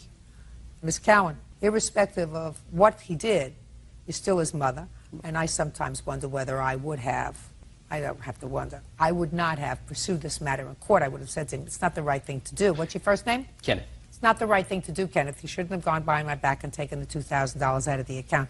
I was prepared to give it to you, but you shouldn't have just taken it. I'm not so sure that you were prepared to give it to him, because according to you, he owed you some money on this car nonsense. Can't tell you how many cars I bought my children. If you had not claimed your son as a dependent, what would have been your refund? I would have gotten $1,913 from that. And how much would you actually get? $29.13. Yes, sir. When I asked my mother for her tax return, I was going to return whatever she didn't get for claiming me. She sent me a tax return that said she only got $300 for me, which was false. But you got $1,000 for you. Right. Is that what you want, sir? Yes. Then you have to give your mother back $1,000 because you took out $2,000 from her account. No, I was supposed to get $2,000 back, and I was unable. Listen to me. What your mother is saying is she was required by the VA to claim you as a dependent in order for you to get certain benefits. So, although if you filed for yourself as an independent, you would have gotten $2,000, if she didn't file for you as a dependent of hers, you wouldn't have gotten other benefits which far outweighed that $2,000. Are you following me? Yes, ma'am. So that you should not have taken out the $2,000 from the account, because all she got, by virtue of her claiming you as a dependent, was an extra $1,000. So that's all you were entitled to. Are you following me? Yeah. Am I right? Yes. Good. Judgment for the plaintiff in the amount of $1,000. That's all. Judge Stevens, you may step out. She's basically bitter because I left Alabama. When you make that stand to step out, then do it in a positive way. Don't hurt people while you're trying to move up. She said, I'm not giving you, I can't say it on TV, but that's what she said. It's no bitter feeling. This is Kane. Parties have been sworn in, Judge. You may be seated. Folks, have a seat, please. Ms. Muffenbeyer, I gather from your complaint that you are currently living with the defendant's soon-to-be ex-husband. Yes, Your Honor. Is that him? Yes, that is. That would be you. And it is your complaint that Ms. Kane somehow instructed her attorney to have you subpoenaed for a deposition that would be included in her divorce. And according to you, she did so maliciously, causing you to have to hire a lawyer and lose a day's work. That's correct. So you want her to pay for your lawyer and your expenses. Yes. Ms. Kane says there was information that her lawyer thought would be necessary. I have no idea what that is. She is counterclaiming because she says that you have done things to harass her and her family and her children. You've made reports to authorities about her, and she has a counterclaim. When did you move in with Mrs. Kane's husband? June 24th of 2004. And when did you and your husband separate?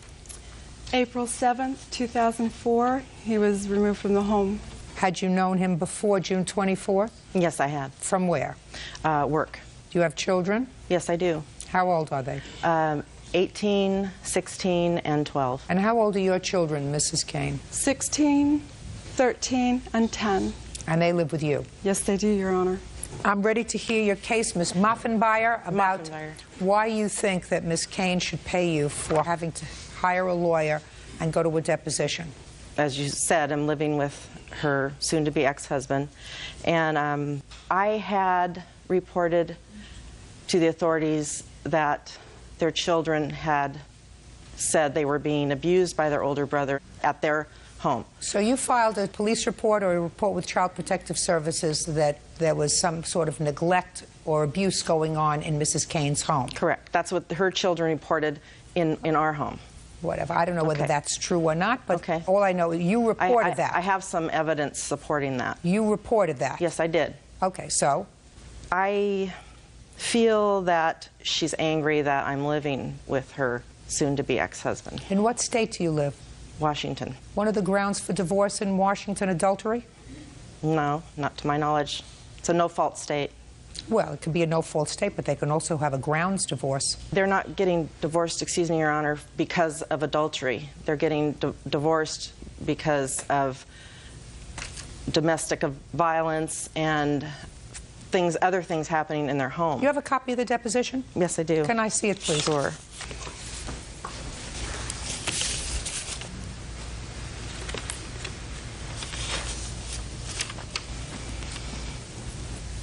Were you still living with your husband, Mrs. Kane, in 2002? Yes, I was, Your Honor. Do you have any indication at that time that he was seeing Miss Muffenbeyer? No, Your Honor, I did not. Some of the questions that were posed to you in this deposition, Miss Muffenbeyer, had to do with the fact that you did, in fact, start a social relationship with Mr. Kane in 2002. Yes. Did you know he was married at the time and living with his family? Yes, I did. Even that issue makes it perfectly legitimate for you to be deposed. I feel she had me deposed because she doesn't like you? Well, that's very possible, madam. Listen to me. It is very possible that she doesn't like you because in 2002, when she was living with her husband, sharing a home with him, with her 3 children, right, he was out fooling around with you. So it's very possible, my dear, that that's why she doesn't like you. Would you say if the situation were reversed? Yes, Your Honor. You would However, be annoyed. I would have done something to improve my relationship afterwards. Oh, baloney. Had that been the case. Oh, baloney. Listen to me. Listen to me. That's baloney. And when you were going out with him in 2002, would you go for dinner? No, Your Honor. We'd go have coffee at a Starbucks for 15, 20 minutes. It was not a big sexual relationship. Well, that's not entirely true, madam. The person who deposed you asked whether you were having sexual relations with Mr. Kane. You've acknowledged ultimately that you did. And where did it occur for the first time? And you said at a hotel. Yes, Your Honor. I said... That's not Starbucks. Your Honor, I said... Shh. Okay. Quiet! I said it wasn't a long sexual relationship. No, it was I asked very you whether brief. you went out. I asked you whether you went out. You went out to dinner, and you said no. The only thing you did went to Starbucks. Okay, I didn't realize that I should... Okay. And when you went to this hotel room, who paid? It was a gift to me from somebody else. You want to explain that to me? My sister and her husband, a doctor and a nurse. Yes. Very respectable couple. Gave you a hotel? I mean, I don't understand. You want to make that clear to me? They gave it to me to use however I wanted to. Not because, you know, I do that on a regular basis. I'm trying to figure out whether or not in that month and a half that you say you were together in 2002 that there was any money spent. It was mutual spending. So he did spend some money? Not very much, but yes. Yes, he did. And for the last but it wasn't for 6 months that you've been living together, does he spend any money? It's a joint effort.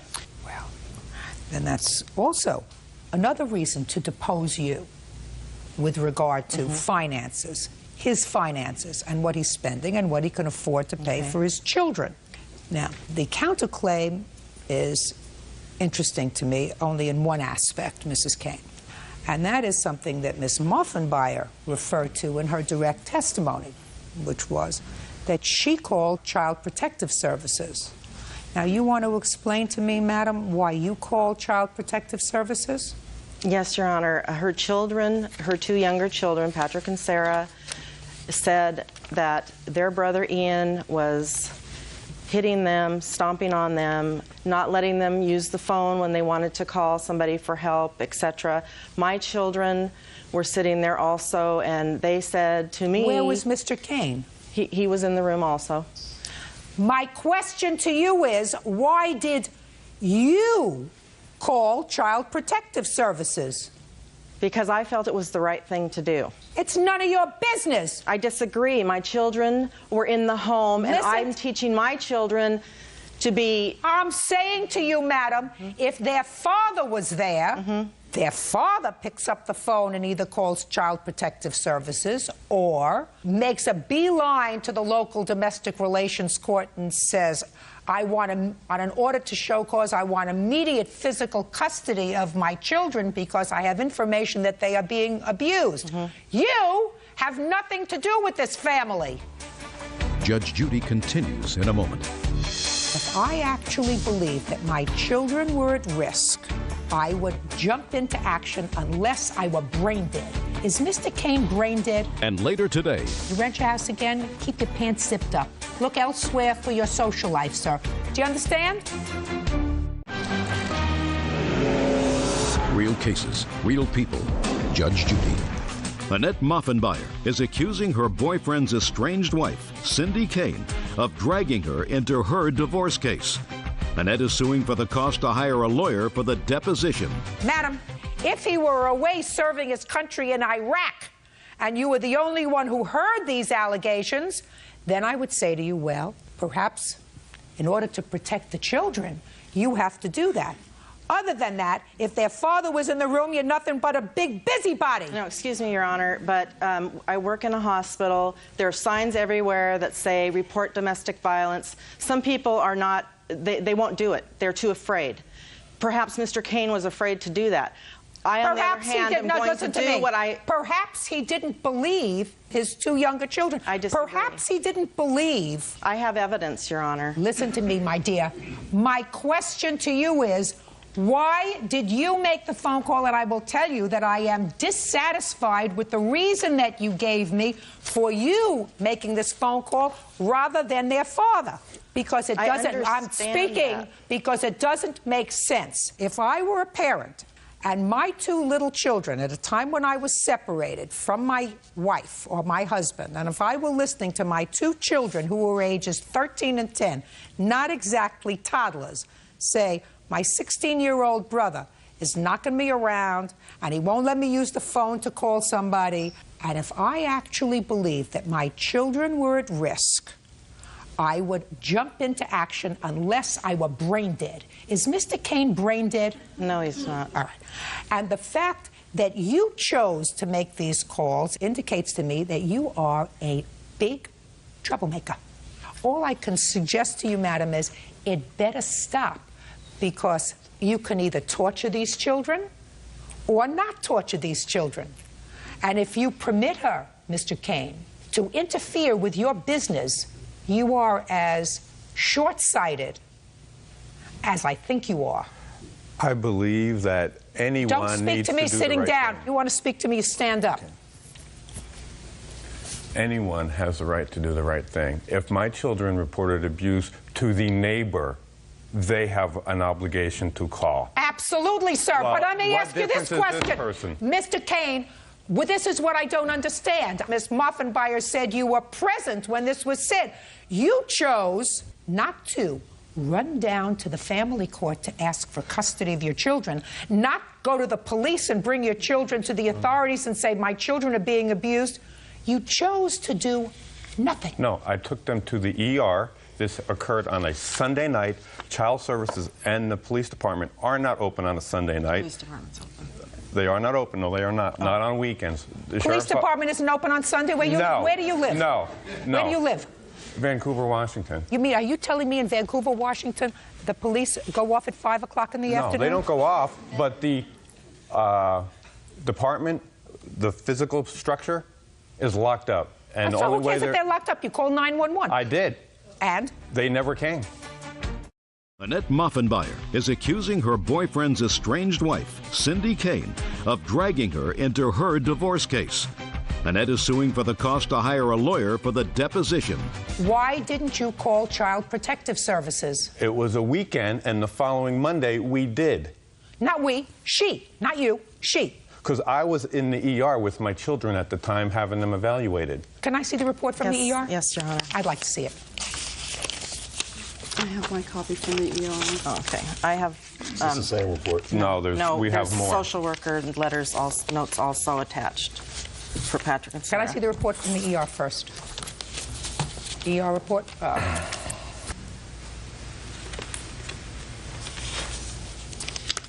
Well, the admission date was November 23rd. The social worker note that you just gave me is dated November 26th. Your Honor, the social worker, the Providence Hospital's emergency rooms are extremely busy, and they are slow to get the reports there. Listen to me. I said what I had to say. The children still reside with you? Your Honor. The children still reside with you? Neither the little girl, nor the little boy, or the older boy have been removed from your care and custody? No, Your Honor. Okay. Why don't you mind your own business? Your case is dismissed, as is your counsel. Parties are excused. You may step out. I understand some of what she said, and perhaps Mr. Kane should have been the person calling. I'm grateful to Judge Judy for seeing this case for what it is. She has abused the legal system against me. It means that maybe my children won't be getting harassed and bothered. My children's mother is a vindictive woman who will stop at nothing, including lies, to prove her point. And now the next case. All parties in the matter of Burrell versus Bruce. Step forward, please. Business owner Gary Burrell is suing his former tenant, security officer April Bruce, for breaking a lease. April says she and Gary were having an affair, and when she broke it off, he kicked her out. Mr. Burrell, you have a rental property? Yes. How large is this house? 3-bedroom, upstairs, downstairs. And when did Miss Bruce lease the house? Questions are going to get harder, Mr. Burrell. I'm sorry. April 1st, 2004. And what was the term of the lease? 12 months at $650 a month. When did she move out? October 18th, 5.5 months into the lease. And you are suing her for the remainder of the lease? Yes. Prior to April 1st, 2004, had the house been rented? No. Why not? I was living in it. There came a time after Miss Bruce moved in that you began to have a social relationship with her. Is that right? Yes. When was that? 3 months after she moved in, 3 to 4 months after she moved in. Did you ever spend the night there? Once or twice, maybe about 4 times, yeah. Once or twice, 4 times? About 4 times. You know, Mr. Burrell, it's not a really good idea to mix business and pleasure. Yes, I do know that now. Now, Miss Bruce says that she moved out because you got weird on her. Is that right? That's true. How did he get weird on you, and when did he start to get weird on you, Miss Bruce? 2 months into me living there. He started coming over every day, using his master key to get into the house. Why did you use your master key to get into the house? I don't ever remember doing that. Well, the fact that you don't remember doing it doesn't mean that you didn't do it. I never done that. And then it's just like he never went, it's like he was just there all the time. You mean just hanging around? Just hanging around. Well, but evidently you didn't mind that because you had an intimate relationship with him. Yes, I did mind. Yes, we had a relationship, but I did mind the fact that he was there all the time. And I also brought it to his attention that I didn't like the idea that he was there all the time. Why did you move out? The boiling point of the day I moved out was he was there, and he had someone come over.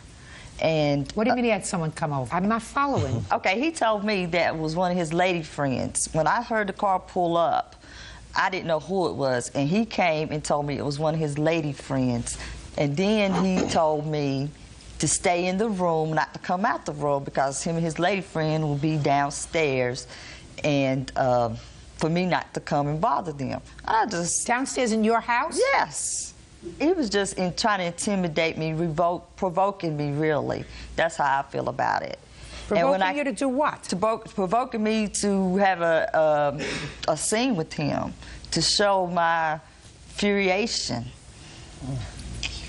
I mean, you know, if you seeing someone and they bring another woman over to your house, I mean, what you gonna do? You're gonna be furious. What's that all about, Mr. Burrell? I don't know what she's talking about, Your Honor. The reason I came over that day was because she had wrote me out a bad check for the electric bill right here. That's why I was there. Can I see it, please? She got intimidated thinking that my niece was going to be a new person to come in and move because she wasn't paying the bills properly, and I was calling her.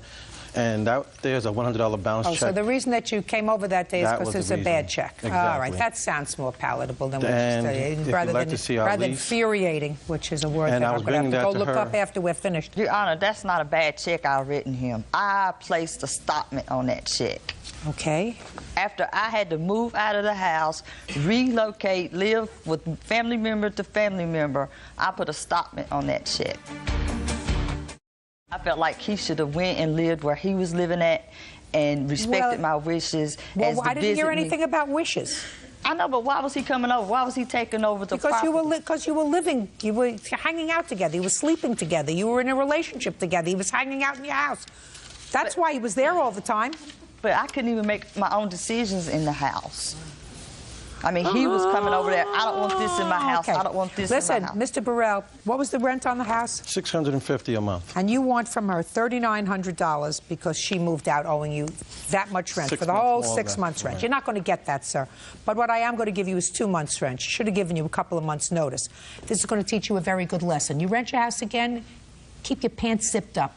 Look elsewhere for your social life, sir. You don't mix business with pleasure. It was a very smart thing for you to say to her when you first started the relationship, because that's what you said.